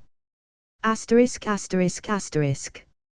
Up to 15 advanced chapters are available on Patreon if you don't want to wait for the next update. https://www.patreon.com/extra26. Comment. 31 comments. Vote. Chapter 62, Chapter 061 Fight on the Bridge. Chapter 061. What is this creature anyway? Some sort of dinosaur? Peter asked as his eyes scanned the lizard. "We are not in Jurassic World, right?" "I don't think so. He seemed to be more like a reptile." "The world is just getting crazier day by day," Alex said, coming to stand next to Peter with the car door as a shield. "So, how should we deal with it?" Peter asked, not knowing what to do as it was the first time he was dealing with something that wasn't human, aside from the drones. "Just use your webs to keep its claws, mouth and tail in check. Don't let it bite you and I think you will be good." "Don't let it bite me. Will I change into that if it bit me? I have a bad experience with bites." "Let's just ask him," Alex said and rolled his eyes towards the reptile creature. The lizard roared, its voice cracking as it rushed them. Alex did the same, putting his shield in front of him. The car door was heavy, but with his strength, it didn't feel like it. Claws swiped up at the car door as a screeching sound came out. Alex took a step back from the impact but kept on defending. Finding a chance, he held the car door with one hand and punched the creature. In reflex, the lizard slashed at him, but before his claws could reach his face, webs held them in their place. "Just focus on the attack. I will keep it in check," Peter yelled, putting all of his strength in his webs as the reptile tried to rip them apart. Smiling, Alex put the car door down and punched it in the face. Several painful cries came out as he followed it up with a kick. As he was about to continue it with another blow, its tail slammed into him. He tried to hold on to the tail but was ultimately thrown back, his body skittering across the hard surface. "I'm not used to fighting without my wolf," Alex thought as he struggled to rise up. His fighting style was mostly based around his wolf defending most of the attacks aimed at him, so without it, his body was really easy to aim at. Looking up, he could see Peter fighting with the lizard, using his webs to deal with the claws but struggling against the tail. "I need a better weapon." Alex opened up his hero shop mid-battle and hurriedly bought an item that he was pondering upon these days. In an instant, a black handle engraved with strange symbols appeared in his hand. He focused his energy on it and suddenly, a blade appeared. He smiled at the 500 HP sword Black Lightning. The surface of the blade shined as Alex swung it in the air as practice, familiar with using a training sword due to going to Chakra Dojo. But a real sword was different from a training sword. The surface was harder and it was way heavier. Moreover, it was meant to kill. It doesn't matter if I'm fighting against a lizard rather than a human, I guess. Alex thought as he stood up. Hey Spidey! He shouted and Peter looked back after jumping up to dodge a jab by Lizard's tail. Yeah. Get back. I will deal with this creature on my own. You sure? He asked, unsure and confused. Yeah. Alex said as he swung his sword to show him and he nodded his head, his eyes looking at the sword in wonder.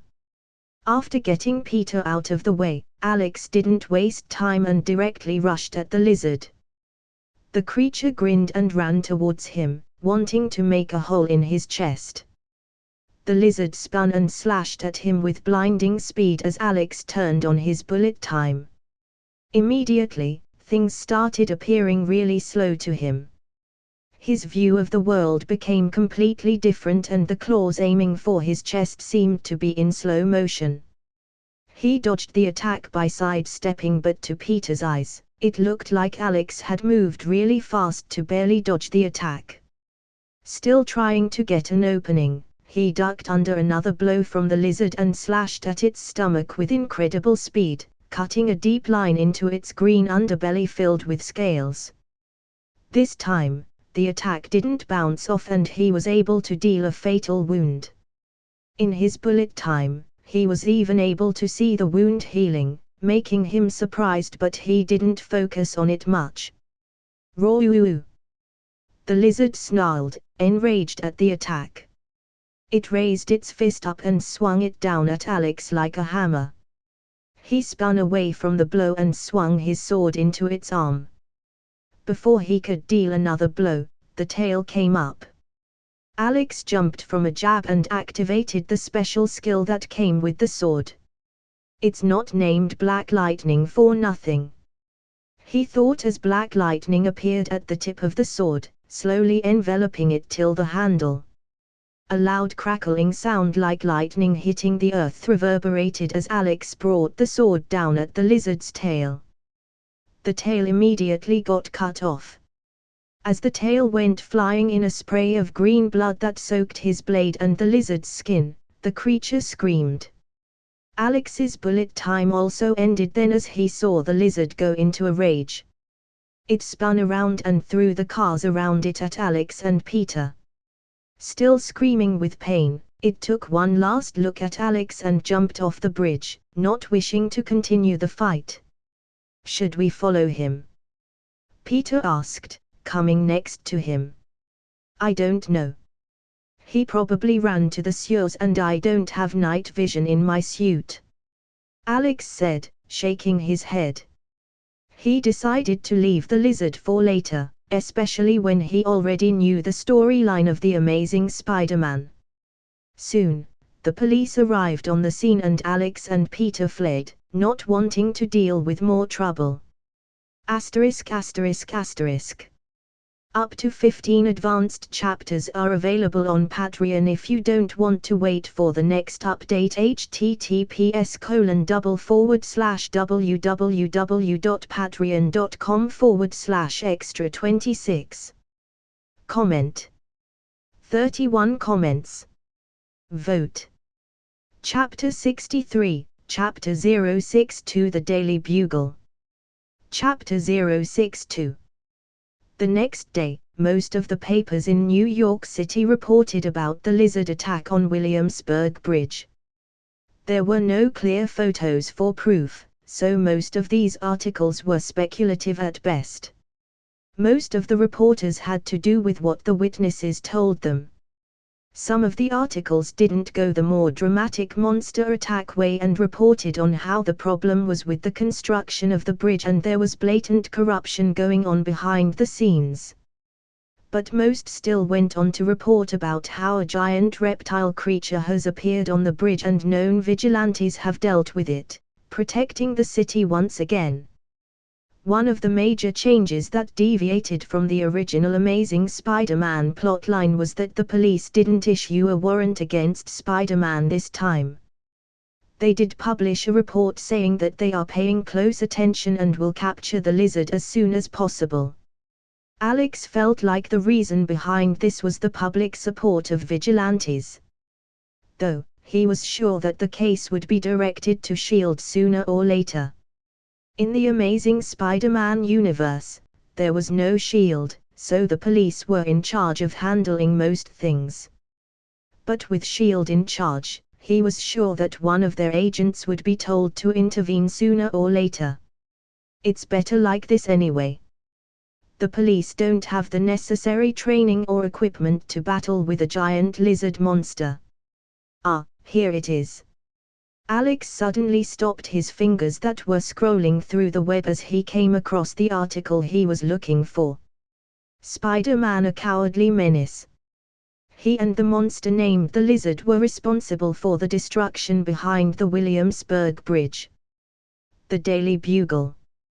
He smiled sheepishly as he came across the article posted by the Daily Bugle article. Even in this universe, J. Jonah Jameson was hell-bent on targeting Spider-Man. He sure is a weird character. Alex read through the article and noticed that it mostly mentioned Spider-Man and Lizard, only briefly mentioning Alex. He didn't feel bad about it as he didn't want to do anything with the Daily Bugle. It was best if they just focused on Peter. What are you looking at? He came out of his thoughts as Colleen walked up to him. He was currently sitting in Chakra Dojo after not attending the lessons for months.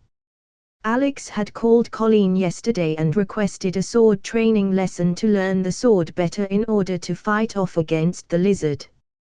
He knew how to hold a sword and fight, but it was only at a beginner level. He wanted to become better at it, and that's when he had thought of Colleen. Although she was not happy with him missing so many lessons, she still agreed. After all, Alex was a good student and she was getting paid. Just some news articles. You know about the bridge incident yesterday? He said, standing up from his spot. I heard about it. Some kind of monster appeared and superheroes dealt with it. I don't really trust them. Colleen picked up two practiced swords while talking. Trust who? Superheroes. Vigilantes, whatever you call them. I feel like all the crazy things started when they appeared. She threw him the practice sword and he caught it. He thought about what to say before opening his mouth. I don't think so. Crazy things, they just don't appear out of nowhere most of the time. Some things are just always there. We just don't know they exist. Colleen didn't say anything at that and seemed to be in some sort of thought. Shaking his head, she looked him up and down, a trace of surprise appearing on her face. You seem to have changed a lot. Gained more muscles and even gotten a bit taller. She said, changing the subject. Yeah, well, stuff happened and I got a late growth spurt. I didn't know there was a thing like that, but I guess a lot of stuff happens in puberty. She said, then asked. Why do you want sword lessons anyway? Just wanted to learn how to use it. Curiosity. Alex lied, thinking to himself that he was too used to it, and thankfully, Colleen didn't ask much. She didn't have much interest in why he wanted to learn how to use a sword since she was getting paid. First thing to know is to keep your eyes open. Don't close them due to fear or anything else, or before you know it, a sword would cut off your head. She added after a second. Only if you are fighting with real swords. With training ones, it will just hurt a little or more depending on the strength behind the strike. Got it? You will learn better as we spar. So, get ready, she said and took a stance. Alex followed to do the same, and without any warning, she rushed at him with her sword aiming at his shoulder. He blocked the attack and they clashed in the dojo for a while. Colleen was clearly way ahead of him in terms of fighting experience, but he was able to keep up with her due to his increased stats. Still, there were a lot of times her sword grazed his body. One after another, she kept striking at different spots, leaving him to only defend. You are fast, but you won't get anywhere if you keep being this defensive, she said as Alex ducked under her wooden blade. You don't have any openings. You can't wait for openings always. You need to make them sometimes, she said and moved once again, her sword swishing through the air. This time, Alex rushed at her, dodging through her attack and aiming for her side. Even Colleen was surprised at his speed, but she twisted the sword in her hand and blocked the attack just before it was going to touch her. You are good, she said, impressed at the level of improvement. Thanks. Let's start again. Alex nodded as Colleen thought that he had gone through too much of a transformation in the time she had not seen him. Comment. 24 comments. Vote. Chapter 64, Big Announcement. New fanfic out.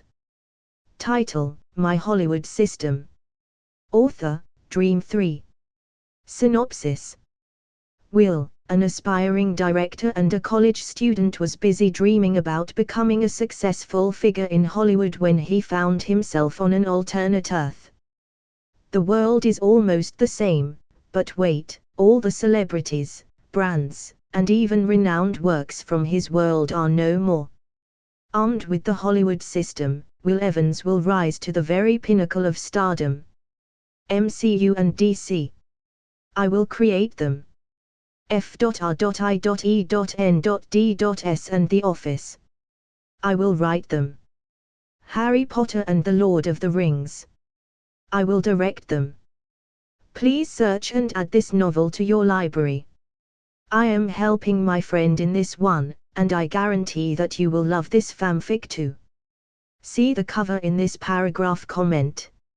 About 13 chapters are already published. Read now. Comment. 13 comments. Vote. Chapter 65, Chapter 063 Discovery. Chapter 063. As Alex was busy with his sword lessons, Peter was thinking hard about the creature he and Lycan had fought on the bridge that day. He wasn't able to get it out of his mind as he researched reptile creatures, trying to find a clue about the creature. His intuition was telling him that something big was going to happen soon with the lizard at the center and he needed to stop it. Gwen had told him to lay low, to not get involved in stuff that could potentially kill him. But it was already too late for him to back down. From the time he had seen Uncle Ben nearly die due to the criminal he had let go of, Peter had been thinking hard about his choices and responsibility for his powers. In the meantime, he had created his web shooters, more as an experiment rather than to fight crime. But at the expo, when he had seen people dying due to the drones, he had been unable to just run like the other people, especially when he had powers to make a difference. With great powers comes great responsibility. That's what Uncle Ben would always say to him, and Peter has finally learned the meaning of those words after going through life-changing events in the past few months. It is because of that he felt like he needed to deal with the lizard. It was his responsibility to protect others because he has the powers to do so. Diakonos would surely be able to help me in this. To find out more about reptiles, he went to Dr. Connor's private lab, hoping to get some clues on how to deal with the large creature. But as soon as he stepped in, he found out that the lab seemed empty. There was no one else there and the atmosphere was a bit off. "Hello," he called out, as he walked inside the lab. "Anyone here?" There was no reply and an eerie silence overlapped the whole lab. Peter silently walked and started to look around, picking up an object he didn't really understand the purpose of. At that moment, a voice called him out from behind. "It's not nice to snoop." He turned around, only to find Dr. Connors standing there with a stale expression on his face. "I gave everyone the week off." "Yeah." Peter nodded, finding Dr. Connors a little weirder than usual. "Shouldn't you be at school?" he asked. "No, I got a free track. I wanted to ask you a question." Peter shook his head and asked, finding Dr. Connors stranger and stranger by the second. His hair was a little wet, his skin yellow, and he looked like he had grown old in just a day. "What question?" "How would a predator track a reptile?" Dr. Connors was surprised to hear that question, but he still answered. "Oh, they don't. Most reptiles are at the top of their food chain. Kings of their domain. They've gotta have vulnerabilities," Peter said, making Dr. Connors wonder what his intentions were. "Why the sudden interest in the cold-blooded, Peter?" "Just asking a question. I got school stuff. Biology profiles to do," he explained. "So because of the cold blood, would they react to changes in temperatures?" "You'd have to catch one first," Dr. Connors answered, then suddenly said something that sent a cold chill down his spine. "Did you know there's a rumor of a new species in New York? Beautiful and quite large." It didn't take him much thinking to realize what Dr. Connors was hinting at. He hurriedly asked, "What do you know about it? Have you seen it?" "No, it's not yet classified." Dr. Connors shook his head. Then, strolled around the room making Peter follow him. "But it can be aggressive, if threatened." "Doc, are you all right?" Peter asked, getting more worried. "Never been better, Peter. Never been better." Dr. Connors smiled at him, but it gave a crazy feeling to him rather than the usual smile. "Now, if you'll excuse me. I'm afraid I have to ask you to leave. I have a new project that I'm working on. I need to be alone," he said, waving his hand at Peter, trying to get him to read, so he could focus on the evolution of mankind into something much faster, stronger and smarter. "Are you gonna be okay?" Peter asked, worried about him. "Don't worry, Mr. Parker. I'll be back. Wonderful things are coming. Wonderful things," he said and went back inside his lab. "What's going on with Doc?" he wondered, finding his behavior and the conversation really strange. Dr. Connors was completely different from the last time he had seen him. Just as he was about to leave, he suddenly heard a weird sound. He checked up around the lab for the sound, and after moving a bit, he found the source of it. In the corner of the laboratory, there was a mutant mouse running out of a glass box.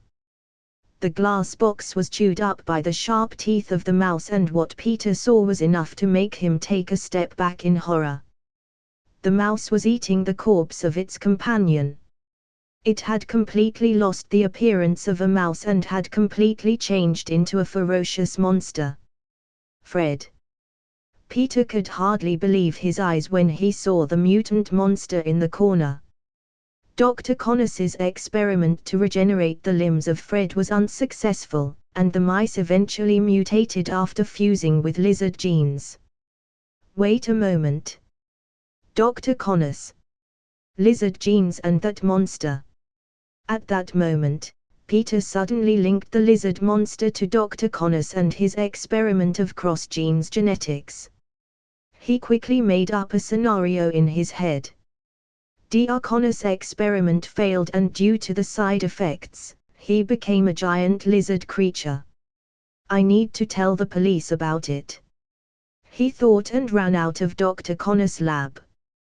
Then, without stopping, he ran towards one of New York City's police stations. Comment. 19 comments. Vote.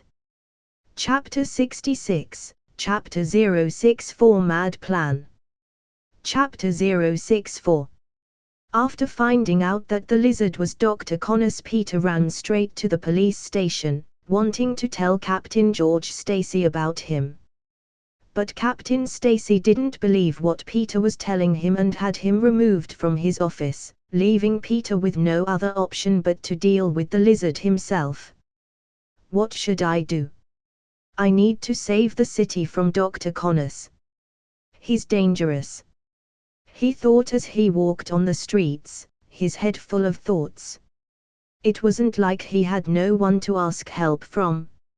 Lycan has given him a comm link to contact him in case of danger. If he asked him for help, he would surely do so. Peter knew that, but since he had found out that the lizard was none other than Dr. Connors, he wanted to solve it by himself.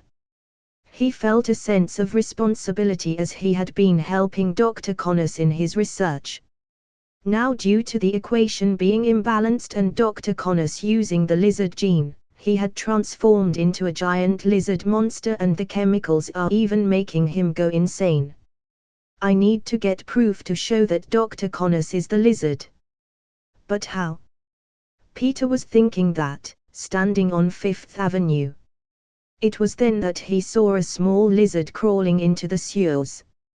His eyes glued to the lizard as he finally got the answer to his question. Yes, the sewers.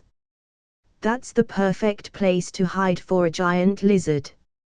He muttered and immediately made a plan on how he was gonna deal with the lizard. Walking up to an alley where no one could see him, Peter took out his camera from his bag, which was perfect for getting proof about the lizard. He then wore his Spider-Man suit and immediately went towards the entrance of the sewers. Asterisk asterisk asterisk. As Spider-Man was moving his way towards the sewers, Dr. Connors was in his lab, doing tests on himself. Subject, Dr. Curtis Connors. Current temperature, 89.7. Steady for 48 hours. A robotic voice came out as he stared at the computer that was listing down the changes happening in his body. Blood panels reveal lymphocyte and monocyte readings, consistent with the subject's past. Clotting rate vastly improved. Marked enhancement in muscle response, strength and elasticity. Eyesight similarly improved. Subject no longer requires corrective lenses. This is no longer about curing illness. He muttered, not believing what the monitor was showing him. Everything in his body has changed, and his eyesight that had troubled him from childhood has also improved significantly. He doesn't even need to wear glasses now. Looking at the results, he realized the potential that his serum has. The lizard genes have shown him the way to become something a human can never achieve through the slow pace of evolution. This is about finding perfection, he said, sitting down and drinking a whole bottle of water. A smile was plastered on his face. If anyone was there, they would have pointed out that the smile on Dr. Connors' face was scary. More like crazy. Like the smile that mad scientists would have in old science fiction movies. But at this moment, Dr. Connors didn't care about any of that. According to him, his research into cross-species genetics has yielded far better results than possible. If he can do it right, he will change the whole of humanity. No, he will go on to create a species that will rule over humanity. Humans were too weak for him. In his thoughts, he turned on the TV wanting to know what was going on in the outside world when he was busy in his experiments. Yesterday, a violent attack took place on the Williamsburg Bridge. Witnesses said that a giant lizard monster had attacked them and they were saved by New York vigilantes, notably known as Spider-Man and Lycan. Police are still looking for clues regarding this and many want Tony Stark, known for his superhero activities as Iron Man, to handle it. This clearly shows how the public are trusting superheroes more than the police to solve a monster. No, I'm just an advanced species that will reign above humans, Dr. Connors said, closing the TV. He didn't want to hear the nonsense of news reporters about how he was a monster. They were too stupid to understand how advanced he was. I will show everyone how perfect I am as a species, he said, and without wasting any time picked up an injection filled with a dosage of his serum. He injected it in his arm and his eyes became a pale yellow. The serum flowed in his veins as a robotic voice rang out. In an attempt to redress regenerative relapse, dosage has been increased to 200 mg. There's a chance for the subject to permanently change his state. Changes have started to occur. Yes. Yes. I can feel it. I can feel it. His voice changed at the end as his arm started to regrow slowly but at a steady pace. His eyes became a deep shade of yellow and his skin changed color. From white to thin green and finally to a deep shade of green as his skin became harder, rougher. Completely different from the soft skin of humans. Dr. Connors screamed as he felt his body exploding with strength. His clothes ripped apart as he grew in size and his shoes blew up as his legs became too big for them. A tail sprouted out from his back and he could feel every change that was happening in his body. Claws took the place of his hands, his hair disappeared and his teeth grew in size. Suddenly, he was seeing the world in a different light. His transformation was now completed. This time, it will be different, he said as he glanced at his tail, which had grown back after Alex had cut it off. He wasn't gonna let any wannabe heroes ruin his plan now. If they tried to, they would die. Comment. 25 comments. Vote. Chapter 67, Chapter 065 Sewers. Chapter 065. Peter gulped as he entered the sewers. The underground sewer was dark and humid. Just the smell was enough to make him feel like he had eaten something weird. But he didn't have a choice here. His intuition was telling him that Dr. Connors was surely gonna come here in his lizard form and he needed to get evidence as well as attempt to defeat him before he put others in danger. I won't let you harm more people, Doc, he thought as he shot webs on the walls of the sewers and slowly made a platform out of webs for him to sit down on, just above the sewer water. The webs also acted as a way for him to sense the movement in the sewers. If someone comes close, the webs will tingle and he will immediately know of any unwanted presence. Or in his case, wanted presence. In the end, he also stuck his camera to the wall, hoping to take photos of the lizard once it appeared. If the police won't listen to me, they will at least listen to the evidence, he thought as he laid down on his webs. Although they didn't seem like it, their tensile strength was unbelievable coupled with their elasticity. It won't be wrong to say that his web fluid and web shooter was his best invention till date, and they were a major reason why Peter could act as a hero. If only they don't dissolve after 3 hours, he thought, and took out his phone, thinking to play games on it to pass time. There wasn't much aside from waiting in the sewers, and to distract himself from the horrible smell of the sewers, Peter started to play games on his phone. Time slowly passed in the sewers. From time to time, he will see a dirty mouse running around, but aside from there was nothing. After 2 hours, Peter started to get impatient. Was I wrong? The lizard ain't coming. As soon as he thought that, one of the webs tingled. He sat up straight, getting ready for a potential attack. A large shadow appeared on the wall and Peter pulled down his mask. His heartbeat increased as he kept staring at the shadow. But it was not like he had thought. Rather than the huge lizard, a normal lizard slowly crawled on top of one of the webs. Soon, another web tingled and another lizard crawled on it. Like that, one by one, a lot of lizards started crawling towards him. They moved past him and Peter wasn't able to guess what was happening. Restless, he tried to notice the movements of the lizards and slowly started moving behind them. Right then, a shadow leaped at him. It was Dr. Connors in his lizard form. Thankfully, his spidey sense worked at that moment and Peter turned around in time to intercept the lizard's attack. But he was a little bit too late. The lizard's claws pressed him against the webs as Peter struggled under its weight. His body winced in pain as the lizard dug its claws in his body. "You stopped me once. You won't stop me again," the lizard said, its yellow eyes filled with rage. "I'm getting stronger every day," it roared, wanting to finish Peter there for good. It has a plan now, to evolve humans into an advanced species, and it didn't want vigilantes like Peter to interfere with its plans.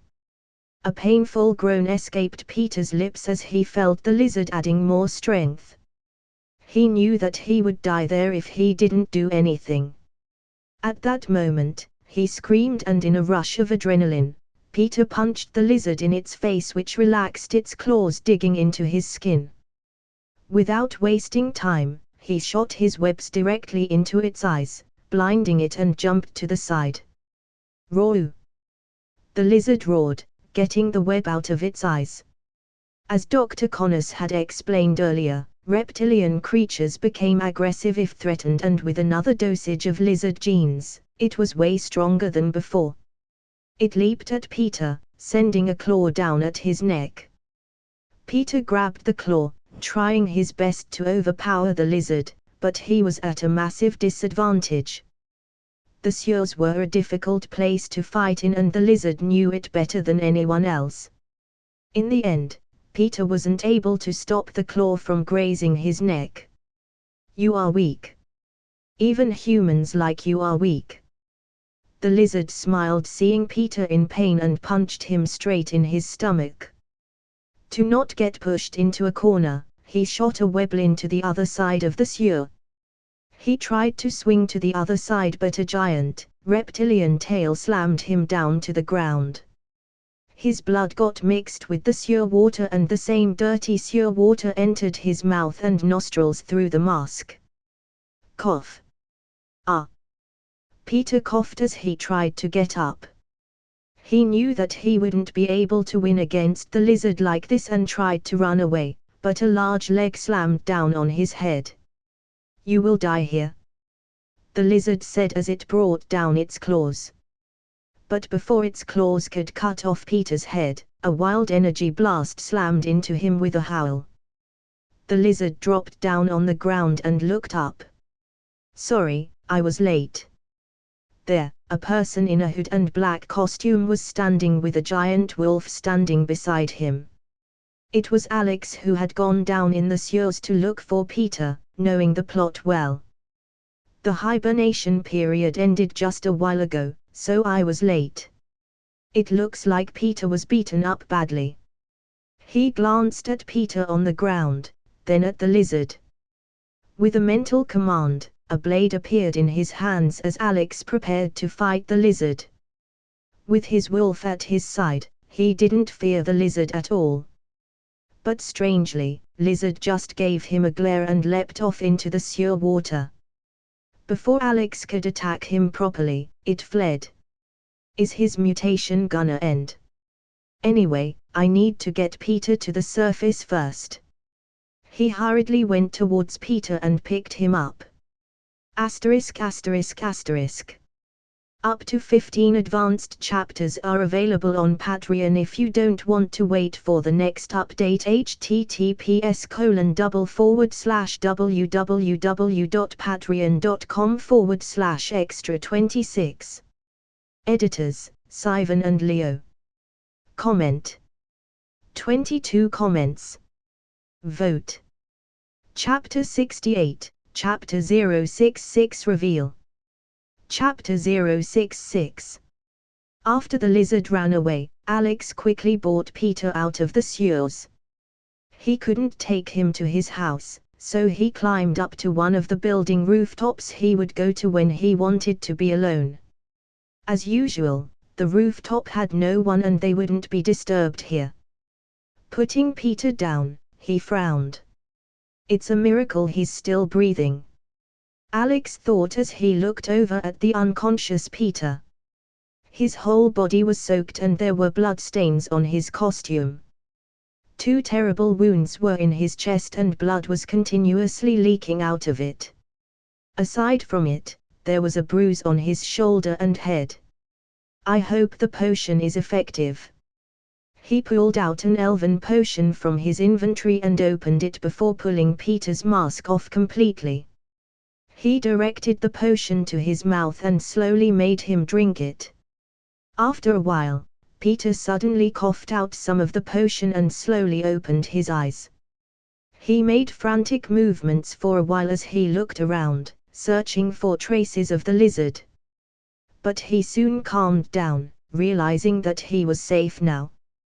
These potions are the best. He took a glance at Peter's wound and smiled. How are you feeling now? You were barely alive when I saw you, Alex asked, helping Peter to raise his upper body. I don't know. I feel like I just drank a mixture of sand and dirt. Peter made a disgusted expression and Alex chuckled. Although the elven potion was very effective, the taste was really bad. Actually, the potion he made Peter drink was a mid-grade potion and the taste gets worse with each grade. It tastes like shit but it's kind of a special medicine. Your wounds will heal soon. What happened with the lizard in the sewers? Alex asked and Peter fell into thought after hearing the question. He sighed, thinking back to what had happened in the sewers. He had thought he could deal with Dr. Connors himself, but he failed badly. If not for Alex, he would have surely died. I thought I could handle him, so I was waiting for him in the sewers, but he was stronger than I thought he would be. Way stronger, Peter said, biting his lips. Then, he hesitated a bit before saying, there's one more thing. I found out who the lizard is. Who? Alex asked, already knowing it but feigning ignorance. Dr. Curtis Connors. The scientist that's researching cross-genetic mutation and the guy you are working for. Yeah. Wait. How do you know that? Peter's shock voice rang out as he looked at Alex. He can't figure out how he knew that information. It was then that he realized that his mask was not on his face. Touching his face, he gasped in frustration. My identity is revealed. Only Gwen Stacy, his girlfriend, knew of his identity and he didn't want anyone else to know of it. Not even Uncle Ben and Aunt May. But it still didn't explain everything. Even if Lycan knew his face, how did he know that he was working for Dr. Connors? He had only told that to his family, Gwen and... Who are you? Realizing something, Peter raised his head up and stared at Alex. Alex smiled and simply gave a mental command to his wolf pendant. His costume instantly disappeared and Peter's eyes looked like they were going to pop out. Alex. He stuttered as he took in the fact that his friend was the famous vigilante Lycan. For a moment, he even thought he was hallucinating, but the reality was in front of him. I wanted to tell you about it, but I didn't get the time, and you were Spider-Man. I thought I was the only one hiding things. Alex said, mixing lies with truth. At this point, he was getting good at telling lies, and the more he was lying, the better he was getting. It's easier for me if I reveal my identity to Peter, he thought inwardly. The reason why he had revealed his identity to Peter was because he wanted to finish the events of The Amazing Spider-Man before the original climax. He had noticed it before on the bridge, but the lizard was more powerful than the movie version in this universe, and he nearly killed Peter in the sewer fight. Originally, Peter would have gotten out, but this time, nothing like that had happened.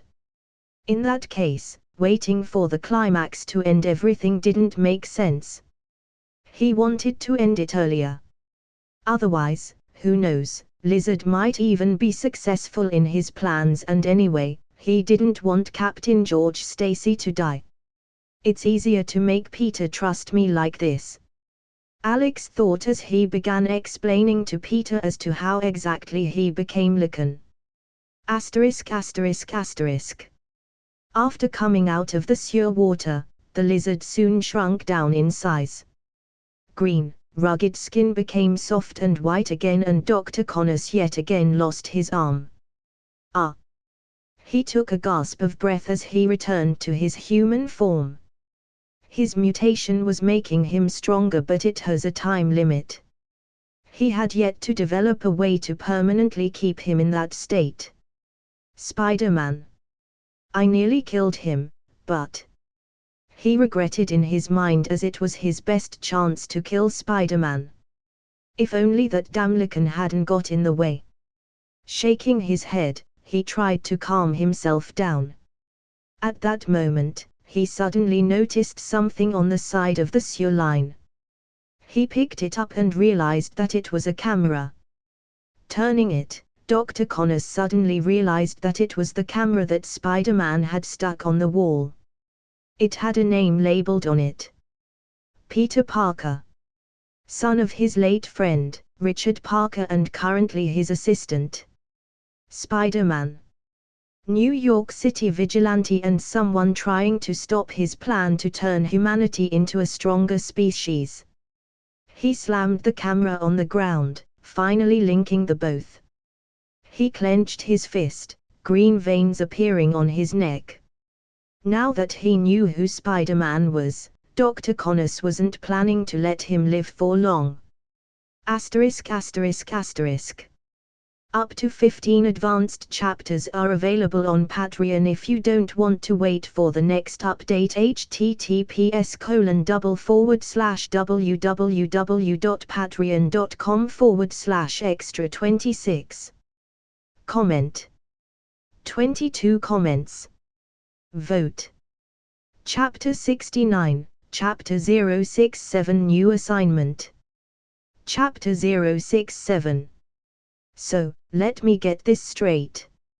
You are Lycan, the vigilante that defeated that monster in Harlem and helped take down the drones at the expo. You have a wolf attached to your soul and some other cool skills. Is that all? Peter said, an expression of disbelief still on his face. His wounds had already healed quite a bit by this point. But he wasn't focusing on that. It was a huge shock to him that his friend had superpowers. That's all for now, I guess. Anyway, Peter, I know me not being normal is shocking to you. But let's focus on the important stuff currently. We can talk about our powers later. Alex said, not wasting any time.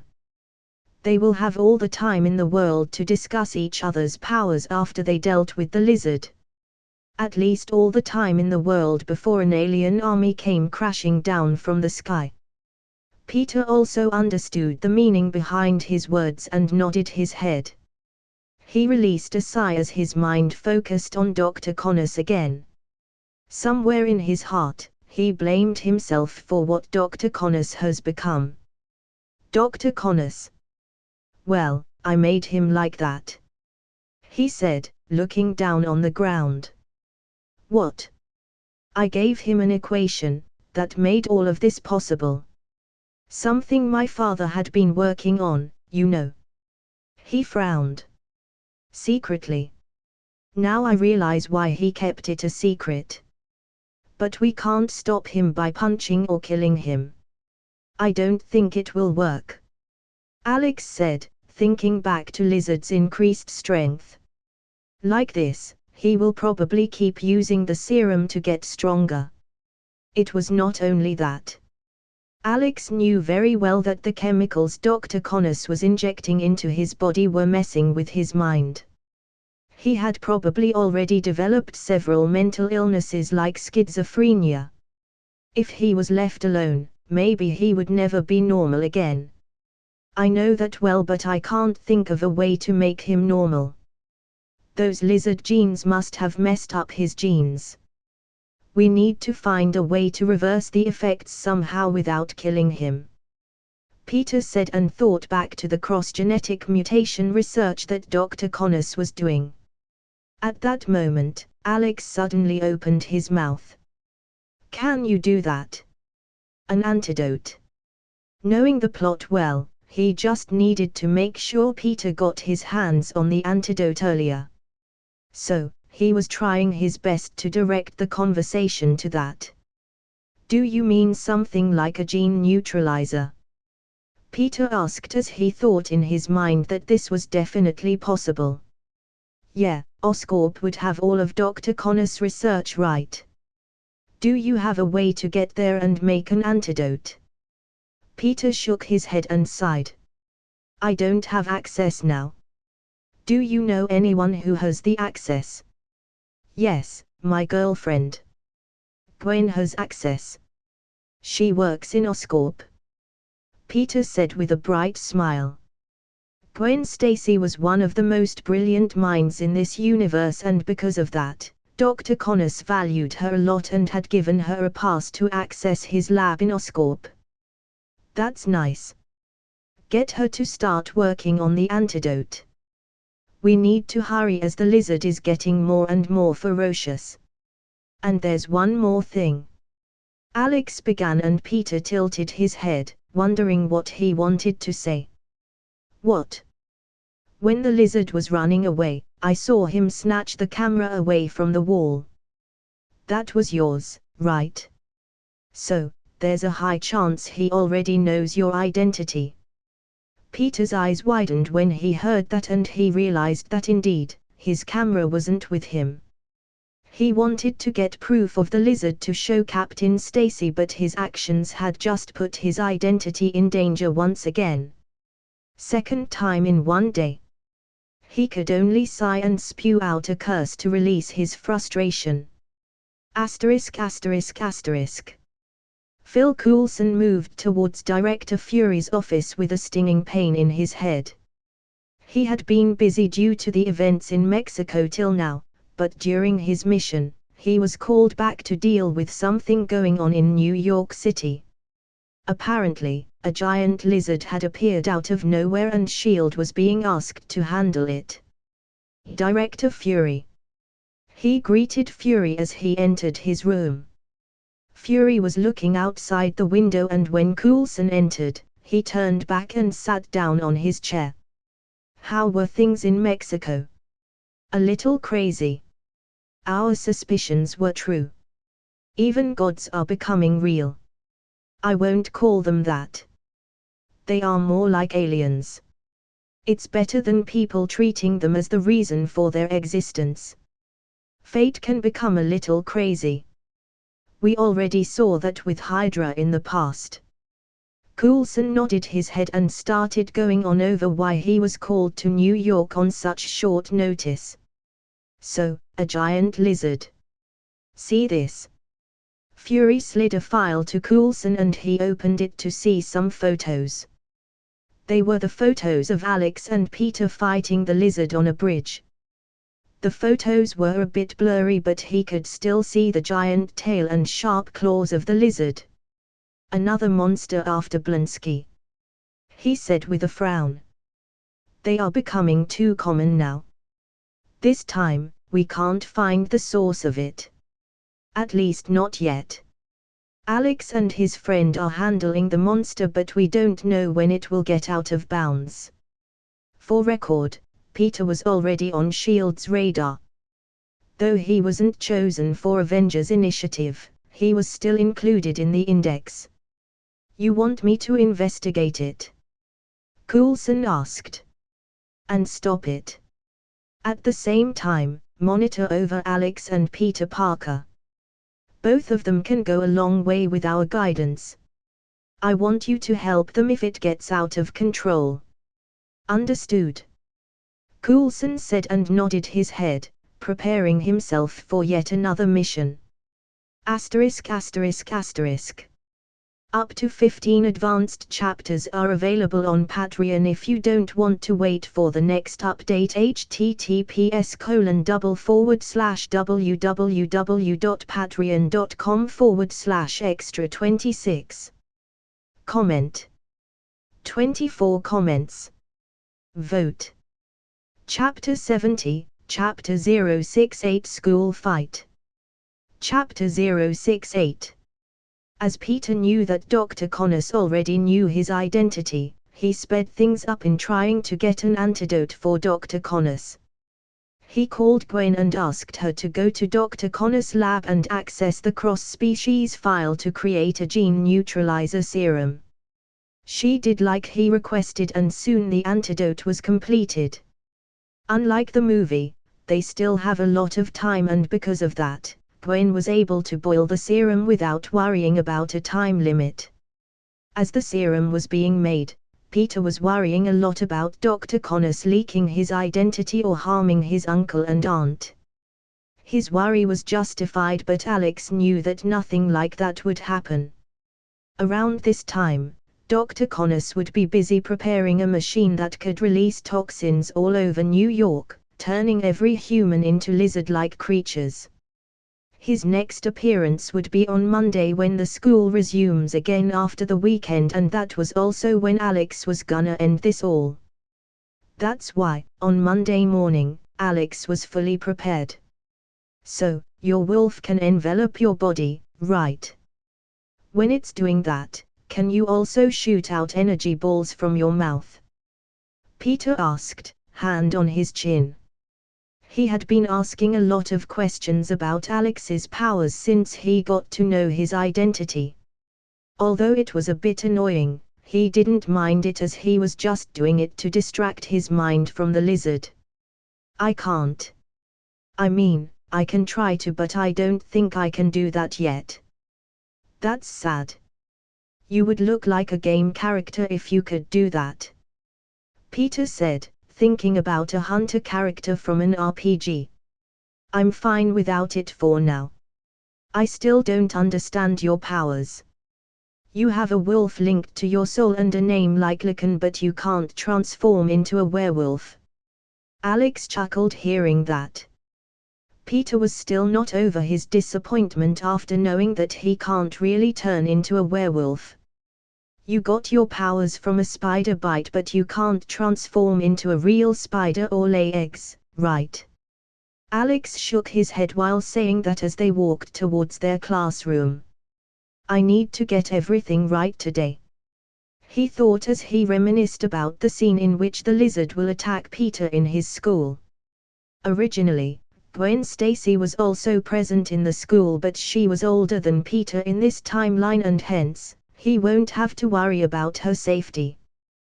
But though she wasn't present in Midtown High, the other characters like Flash, Harry, MJ and Liz Allen were there.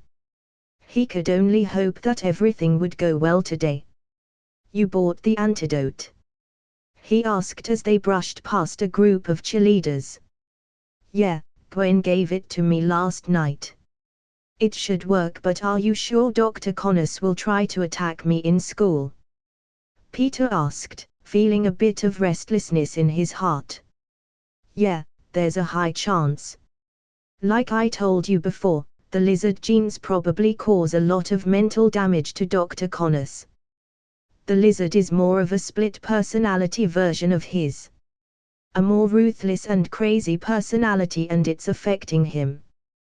Peter nodded, thinking back to how Dr. Connors wanted to succeed in his project to create a world with no outcasts. But after becoming the lizard, that part of him had been twisted. With resolution in their hearts, they entered their class and sat down at their seats. There was nothing new going on in their class, and Alex was already used to the cliques and teenage power struggle.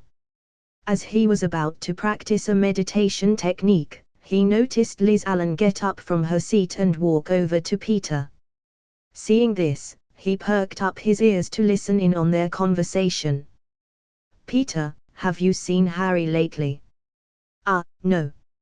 "He hasn't been coming to school lately and he's not answering his phone, so I'm really worried," Liz said with a concerned expression. She and Harry were going out for a couple of weeks now, but Harry had been pretty off lately. Though he seemed fine at times, he would become depressed suddenly, and now, he wasn't even coming to school. "Harry has been acting weird since his breakup with MJ," Alex thought as Liz sat back down at her seat. He knew that it was not because of his breakup that Harry was being weird. He liked MJ because she was pretty and nothing more than that. After playing around with her for a few months, he just got tired and threw her away and started chasing after her friend, Liz Allen. It was just normal rich playboy behavior. He's probably been like this because of his father.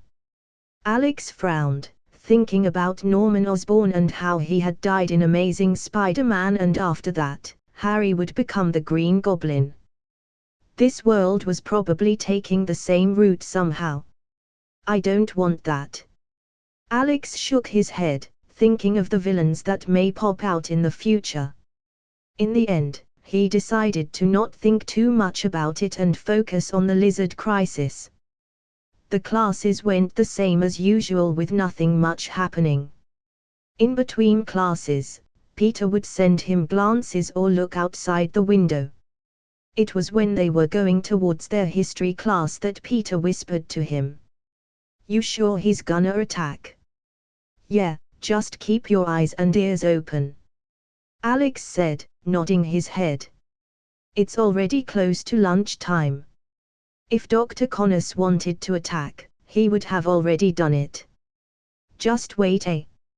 As he was saying that, he sensed a loud rumbling. He turned his head back to look up at the way the rumbling was coming from. At that moment, one of the students suddenly screamed. "He's here!" Alex muttered as he prepared his heart. Asterisk asterisk asterisk. Up to 15 advanced chapters are available on Patreon if you don't want to wait for the next update. https://www.patreon.com/extra26. Comment. 24 comments. Vote. Chapter 71, Chapter 069, The Lizard Attack. Chapter 069. It was just a normal day in Midtown High for most people. Most teenagers were happy to see their crushes, the history class was boring, and the lunch was again going to taste like it was made a week ago. But it all changed when a giant lizard burst out of the girls' bathroom.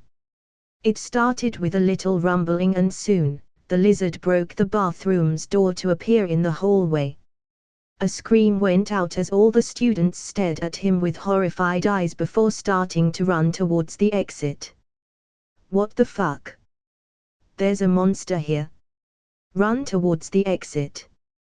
Frantic shouts came out from the students, and there were only two people who were calm when the lizard appeared. "Like I said, it will be here sooner or later," Alex said as people rushed past him running for their lives. "Yeah, what's the plan?"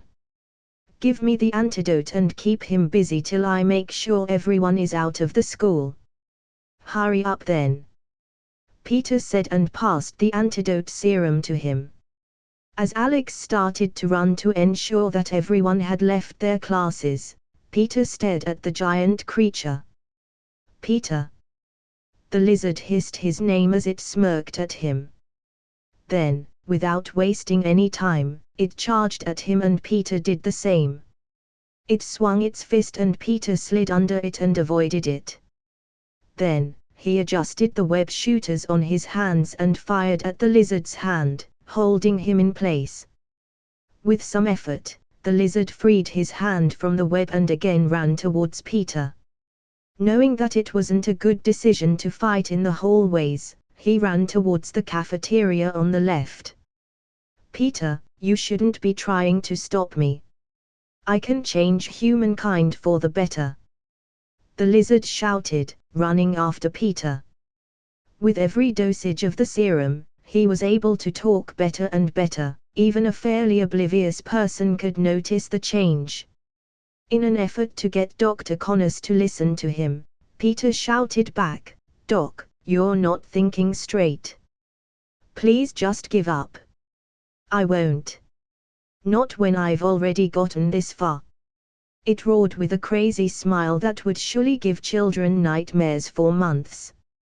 Peter and the lizard kept going on with their Tom and Jerry chase for a while, but eventually, the lizard caught up to him and held his head in his claws.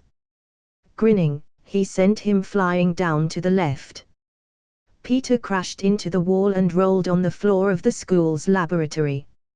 "Fuck, where's Alex?" he cursed in his mind and slowly stood up. Turning back, he looked at the lizard who didn't give him any time to breathe. With a swish, it attacked Peter with its claws. He jumped back to dodge it and used his webs to throw a table at the monster. The table smashed into the lizard and parts of it flew around. But it just smiled at the pain and roared, "I'm stronger now. You can't hurt me with just that." "But I can," someone yelled from behind it, and before it could even turn around, an energy blast landed on its back, causing it excruciating pain. It staggered and fell down on a table as Peter smiled to see Alex in his costume standing there with his wolf behind him. "You took a long time," Peter said. "Some stupid couples were making out, so I had to scare them away. Anyway, let's end this.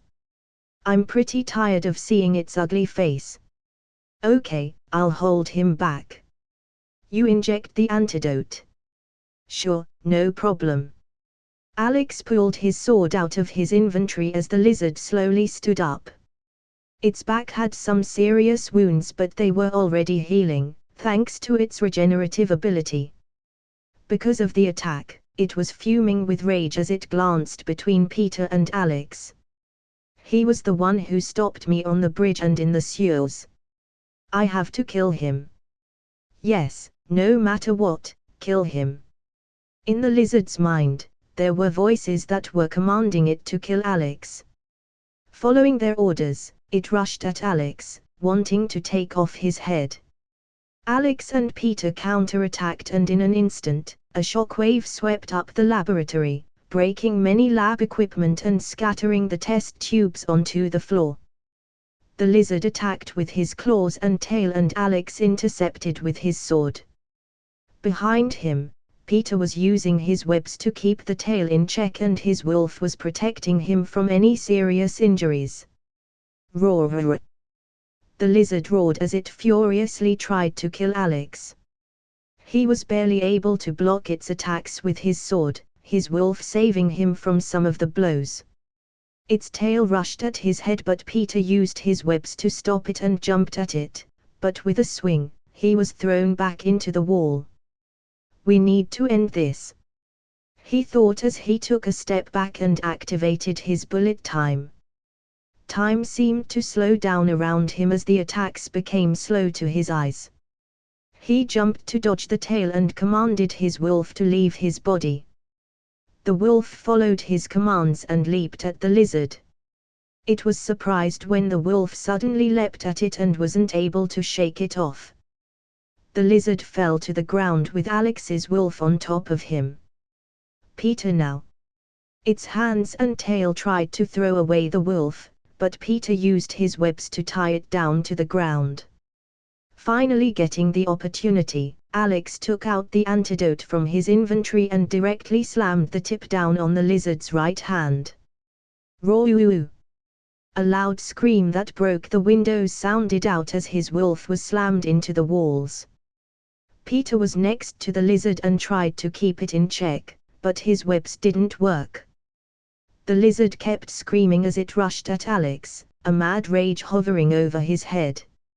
It was only because of his bullet time that he was able to dodge them, but after a minute or so, the attacks lost their intensity. It's finally working. He smiled as he let out a sigh of relief. Asterisk asterisk asterisk. Up to 15 advanced chapters are available on Patreon if you don't want to wait for the next update. https://www.patreon.com/extra26. Comment. 20 comments. Vote. Chapter 72, Chapter 070, End of the Lizard. Chapter 070. Alex breathed a sigh of relief as the lizard stopped in its tracks. A painful expression appeared on its face as it squatted down. Ah! A roar, filled with a lot of pain, came out from its mouth as its muscles suddenly started losing their color. Its tail shrunk away and hair suddenly sprouted on its head. It could feel the strength leaving its body.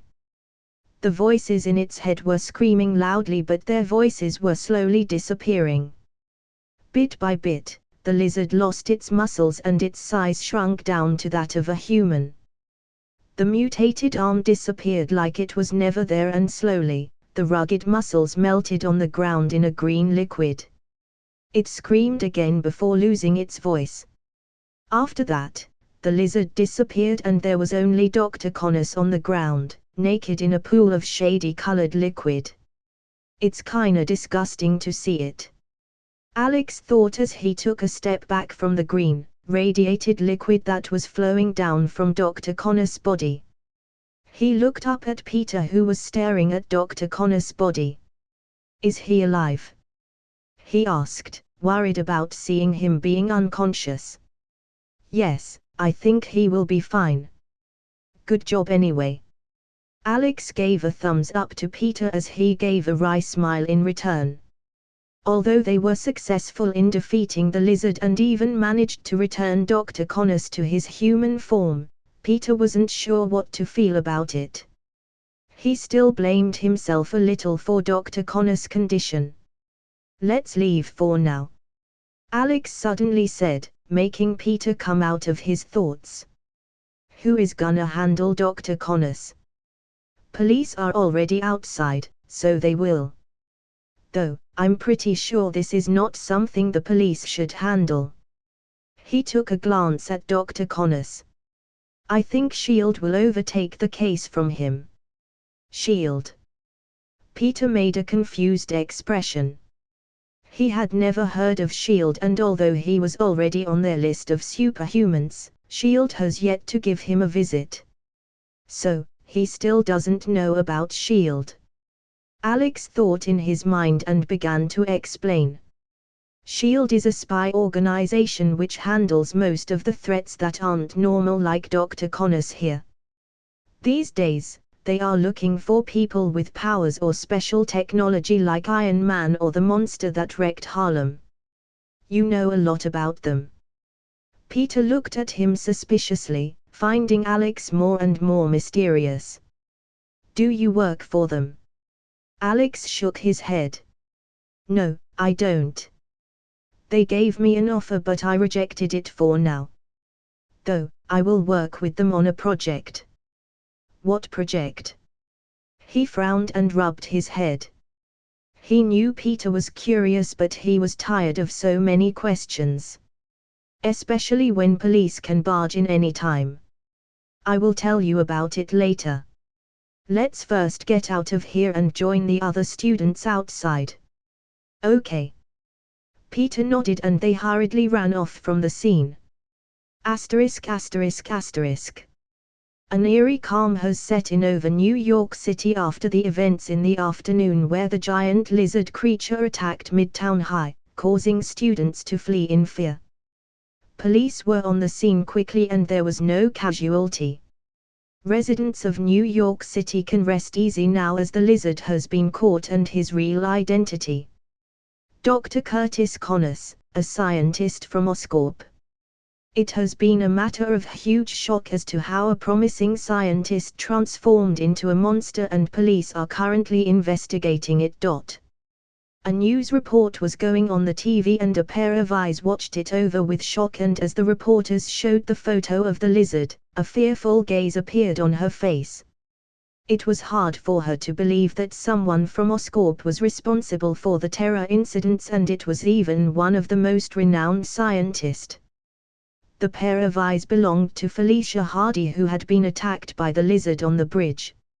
She had barely run away with the help of Alex.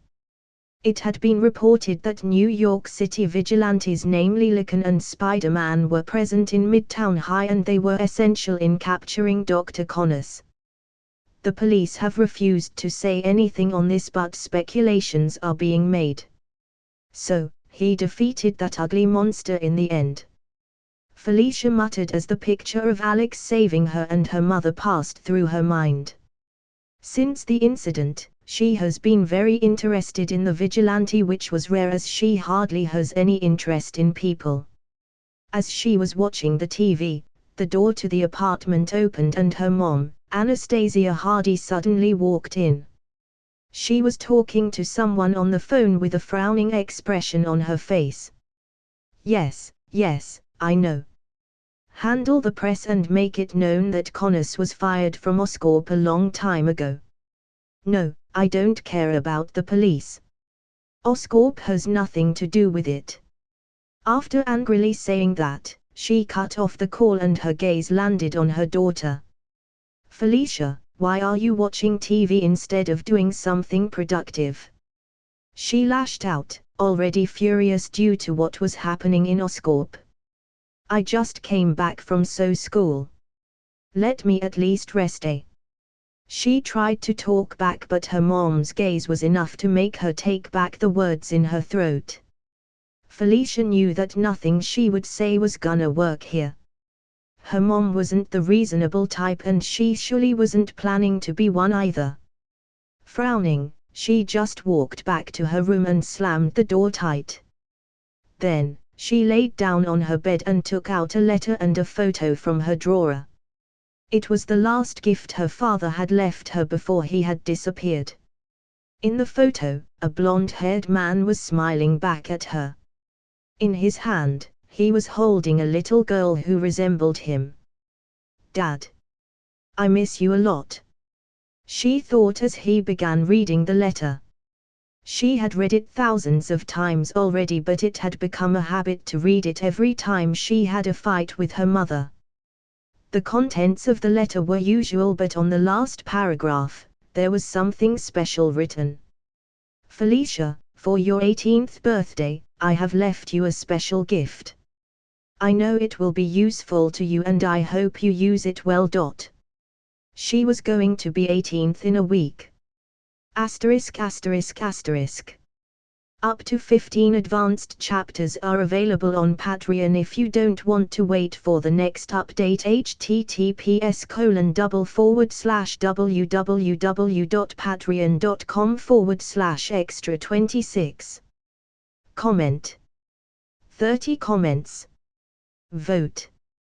Chapter 73, Chapter 071 Coulson. Chapter 071. Dealing with the lizard was enough to tire me out. But now, I have to deal with S.H.I.E.L.D. Alex thought as he picked up his coffee cup, eyes glancing over at the coffee shop that was rented by S.H.I.E.L.D. for some hours. S.H.I.E.L.D. agents were standing at the door, holding guns, while the owner of the coffee shop was shivering slightly behind the corner, his eyes looking around nervously. I didn't think I would meet S.H.I.E.L.D. this soon. My last talk with Fury was quite nice, but I didn't know you all would need me after just 2 months. he said, looking up to a man who gave him a bright smile. His name was Phil Coulson, Fury's right hand and one of the top agents of S.H.I.E.L.D. Coulson has called Alex when he was having breakfast, wanting to talk about something. Curious to know what S.H.I.E.L.D. wanted, he came here. We don't exactly need you, Coulson said, looking up to him. I wanted to talk about Dr. Connors with you. You do know what he has done in his other form in the last few weeks has attracted a lot of attention. Alex raised an eyebrow at that. He knew that S.H.I.E.L.D. was going to take over the lizard case, just because of how it was connected to a serum that could potentially create an army of giant lizards. But he didn't think that they would contact him. So, what do you want to know? He asked, keeping an eye on Coulson's expression. You solved this whole thing with your friend, so just some questions about it. Particularly about Dr. Connors and the lizard serum. You are calling it that. You should hire someone to make better names. Alex chuckled, but Coulson didn't seem pleased. Knowing that he meant business, he shook his head and began talking with a serious tone. Well, Dr. Connors. I don't know him personally. You know the lizard. Yeah, and the lizard is crazy. The serum probably messed with Dr. Connors' mind and took his desire to create a world without outcasts to a scary point. He said, then asked. What are you gonna do with him now that he's in your custody? Coulson thought for a bit before opening his mouth. We are currently examining his body to remove every bit of the lizard serum from it. He will probably be sent to a mental hospital, but there is pressure to send him to the Vault. For the record, Vault was one of S.H.I.E.L.D.'s secret facilities. Even Abomination was sent there after the Duel of Harlem. Alex knew this because of the documents given to him by S.H.I.E.L.D. Thinking of something, he said to Coulson. I don't think Dr. Connors should be sent there. The lizard was kind of like a split personality. It was controlling him. It wouldn't be right to send him there. Coulson sighed. We can't go with what's right and wrong here. It's for the council to decide. No matter what, he attacked a high school. You should know, after all you were there too. Alex nodded, thinking that it was how the world worked. He can't save everyone. Although Dr. Connors couldn't be saved currently, there was a chance S.H.I.E.L.D. would get interested in his abilities as a scientist in the future and recruit him. Stuff like that had already happened in the comics after all. What are you gonna do about his research? Alex asked as he took another sip from his cup. Confiscate it. It's too dangerous to be out in the open. We will try to examine it and most probably destroy it. He added after a frown. If we try to go on with it just because of the potential it holds, we are endangering others, because if even one thing goes wrong, there's gonna be a lot of trouble. Alex agreed with it. They talked a bit more about Dr. Connors, Oscorp and even Peter. Then, the topic suddenly shifted to Avengers Initiative. Alex was really curious about it, as he was pretty sure that the Avengers events were gonna happen next. Though, there was a possibility of another conflict with the Hand or even something else popping up. What's going on with the Avengers Initiative? You can say we are having problems with that. The Council doesn't want a team like that, and they want us to focus more on weapon development. So, they are on hold. Not disbanded? Alex asked, not surprised by Coulson's words. Before the start of Avengers 1, Fury had started to work on the Tesseract because of the Council. Of course, as the Council was partly Hydra, they probably wanted to focus on weapon development because of that. We haven't given up on the idea yet. Director Fury is in talks currently and we already have most of our members. That's nice. Call me anytime. Coulson smiled at that and suddenly changed the topic to something which surprised Alex. Aside from being a part of the Avengers, we have other projects too and I'm forming a team to work with myself. A team of spies. Agents of S.H.I.E.L.D. Alex thought and raised an eyebrow. Are you asking me to be a part of it? Just like Fury. I'm saying I can train you under me. Not interested currently. I'm sorry. Alex rejected and Coulson frowned but didn't say anything else. He stood up from his seat and looked down at him. Then, I guess our talk ends here. Yeah, it was nice to meet you. Agent Coulson. They shook hands and Coulson and his agents left the coffee shop. After they left, Alex sighed. Phase 1 is gonna end soon. And I need to get more powerful. At least enough to fight Loki and his army. I also need to send my parents away from New York. Thinking about this made his head hurt. At that moment, a notification suddenly rang out in front of him which shocked him. You have passed an adequate amount of time in this universe. You have achieved the right to enter the Tower of the 71st Demon Lord of Iraskis, Dantalion. What? That was the only thing he could mutter out. Asterisk asterisk asterisk. Up to 15 advanced chapters are available on Patreon if you don't want to wait for the next update. https://www.patreon.com/extra26. Comment. 30 comments. Vote. Chapter 74, Chapter 072 Tower of Iraskis. Chapter 072. After meeting with Agent Coulson, Alex ran back to his house at the speed of lightning.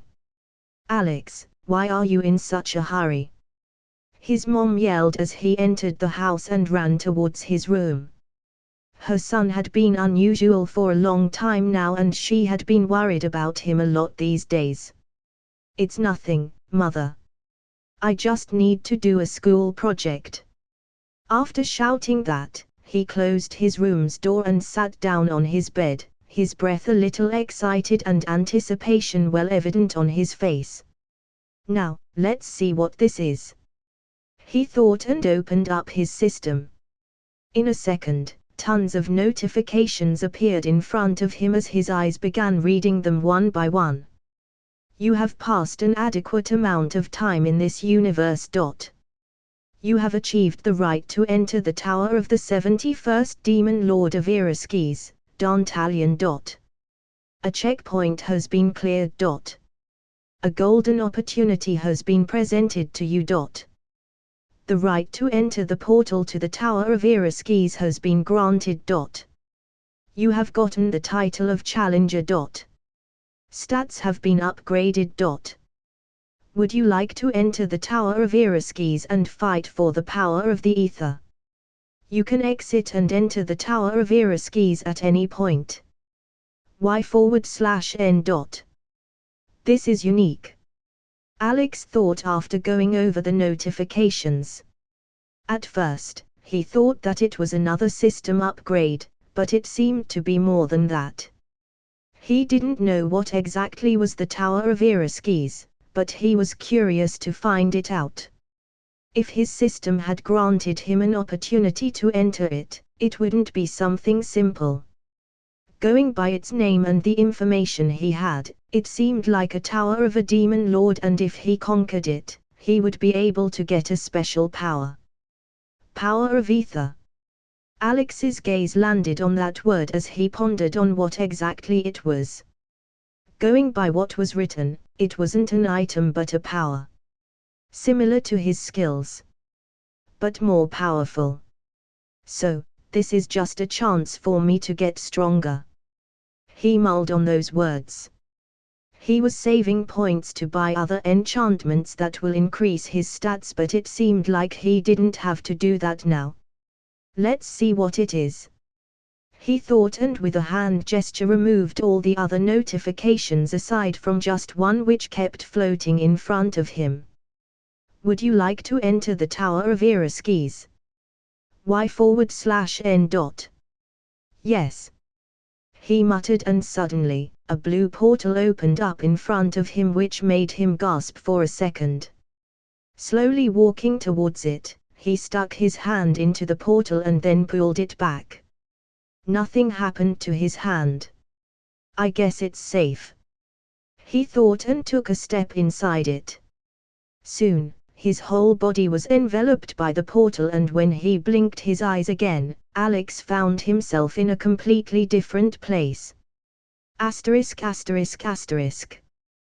the same time that Alex found himself in a completely different dimension, Tony Stark was looking at the information on the lizard. Jarvis, what have you found on Mr. Dino?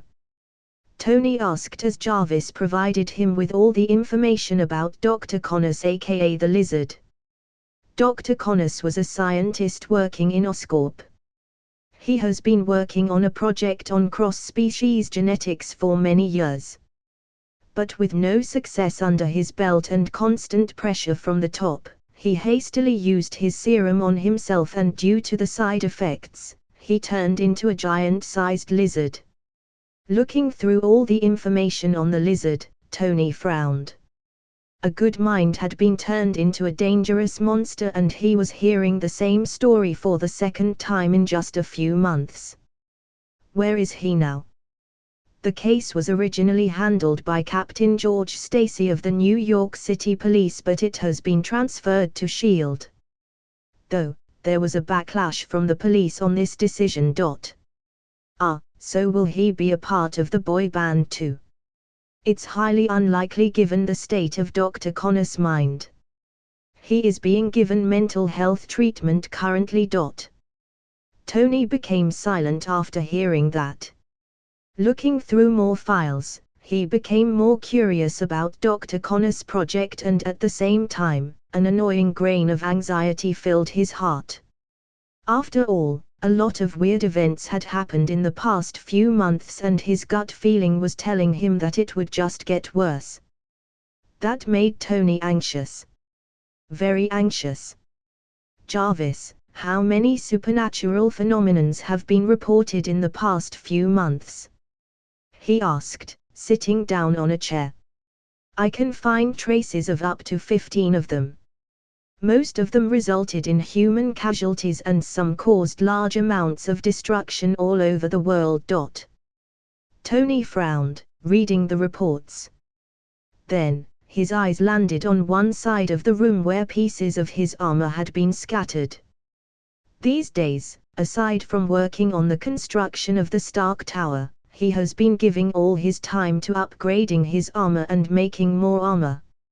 After the Expo incident, he had even made his best friend, Rhodian armor, and now his friend was called War Machine. Tony had done this to ensure that his technology can help more people, and he trusted Rhodey a lot. But he felt like he needed to do more. My armors aren't enough, he thought, and suddenly, an idea struck his mind. Jarvis, what's the name of that teenager that's on S.H.I.E.L.D.'s radar? Sir, there are two. Alex Crown and Peter Parker.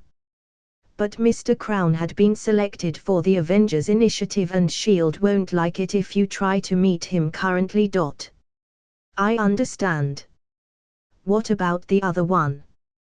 Peter Parker lives in Queens with his Uncle Ben Parker and Aunt May Parker. Parents are deceased. In a moment, Jarvis provided all the information on Peter, and after looking through them, Tony smirked. Let's meet you, Spider-Man. ****. Up to 15 advanced chapters are available on Patreon if you don't want to wait for the next update. https://www.patreon.com/extra26 Comment. 24 comments. Vote. Chapter 75, Chapter 073 Internship. Chapter 073. Peter was walking towards his house with a big smile on his face. He was returning from a date with Gwen and it was the most fun he had in a while. Due to the whole lizard incident, he hadn't been able to relax lately. He couldn't even sleep properly at night without waking up from nightmares, drenched in sweat. But now that everything was over, he felt like his life was finally on the correct path. As he reached his house, he noticed a sports car parked just outside his house. His eyes widened seeing it and he stood there for a minute to admire it. Even the passers-by and his neighbors were staring at the car from their windows. I wonder whose car it is, Peter thought and entered his house. Walking through the hallway, he peeked inside the living room and saw his Aunt May sitting there. "Hey, May. Hey. How was your date?" she asked, looking up at Peter with a smile.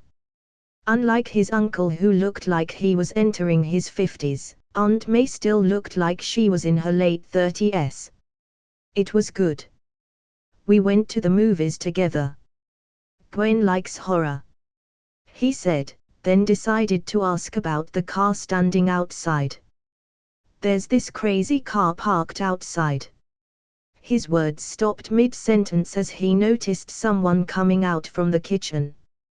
Peter's eyes became round seeing someone he had only seen in news and magazines before, standing in front of him. "Oh, Mr. Parker." Tony greeted him and put his hand forward for a handshake. Peter shook it but the shock on his face was never ending. What are you doing here?" "Hey. I'm Peter." "Tony. What are you doing here?" Peter asked, stammering with his words. They weren't coming out properly because Tony Stark was one of the people he admired the most. "It's about time we met. You've been getting my emails, right?" Tony said, making Peter confused. Yeah. Right. Regarding the... As Peter wondered about what Tony was hinting at, Aunt May suddenly chipped in. "You didn't tell me about the scholarship." "About the scholarship? The Stark internship. We exchanged emails. I like your idea," Tony said, "before the situation can go out of hand." "Right." Peter nodded, not understanding what was going on but still agreeing with it. "Yeah, I approved, so now we're in business," Tony said with a smile. "You didn't tell me anything. What's up with that? Are you keeping secrets from me now? Did your uncle know about it?" Aunt May asked and Peter struggled to answer. "Why, I just know how much you love surprises, so I thought I would wait to let you and Uncle Ben know." He turned to Tony.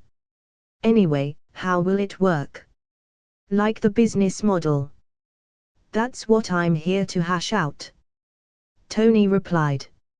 "Okay. Hash out, okay." Peter nodded his head, still confused about what was going on. He hadn't sent any emails to anyone, so Tony acting like this was enough to make him bewildered. On the other hand, seeing that things were getting a little out of hand, he turned to Aunt May. "It's so hard for me to believe that you're someone's aunt," he said with his typical playboy smirk. "Yeah, well, we come in all shapes and sizes, you know." Aunt May smiled and Tony picked up a walnut loaf from the plate. Eating it, he muttered, "This walnut date loaf is exceptional. Let me just stop you there." Peter quickly interrupted and changed the subject, aware of Tony's playboy tendencies. He had been clicked with supermodels and actresses for years. Yeah. Is this business, like, got money involved or whatever? Peter asked. Yeah. Tony nodded. Yeah. It's pretty well funded. Look who you're talking to. Tony smiled, pointing at himself as Peter exclaimed. Turning towards Aunt May, he asked. Can I have 5 minutes with him? Sure. After Aunt May gave her confirmation, both of them climbed the stairs to Peter's room. On the way, Peter kept wondering what was going on. But there was a little suspicion in his mind due to something Alex had said once. Even if you try your best to hide your identity, someone powerful will get to know it one way or another. It would have been easier in the past, but due to the internet and security cameras and stuff, it's almost impossible to hide your identity. Thinking that, Peter frowned as he entered his room. Asterisk asterisk asterisk. The first thing that Alex saw after opening his eyes was a big room with a blood-red door on the other side. There were symbols engraved on the door and a man in a hood was standing in front of it. Where the hell am I? I don't think this place exists in Marvel. He thought after the blue portal behind him disappeared. Trying to find out what was going on, he stepped towards the man. Hello, what is this place? This is the Tower of Iraskis, Challenger. You are standing at level 0 and after entering this door, your challenge will start. The man said in a clear voice that seemed to echo. Who are you and can you tell me more about the tower? You can call me God. I welcome challengers to this tower. As for information about it, I can only tell that this tower is owned by Dantalion, and if you manage to defeat the Demon Lord, you can get yourself the power of the ether. Can't you tell me more? That's all a challenger needs to know. You will need to defeat the 10 levels to reach the top and challenge Dantalion. Touch the door to begin. God said, and no matter what else Alex asked, he didn't answer. Having no choice, Alex stepped towards the door. Let's see what lies beyond this. Thinking that, he put his hands on the door and a golden glow enveloped him instantly.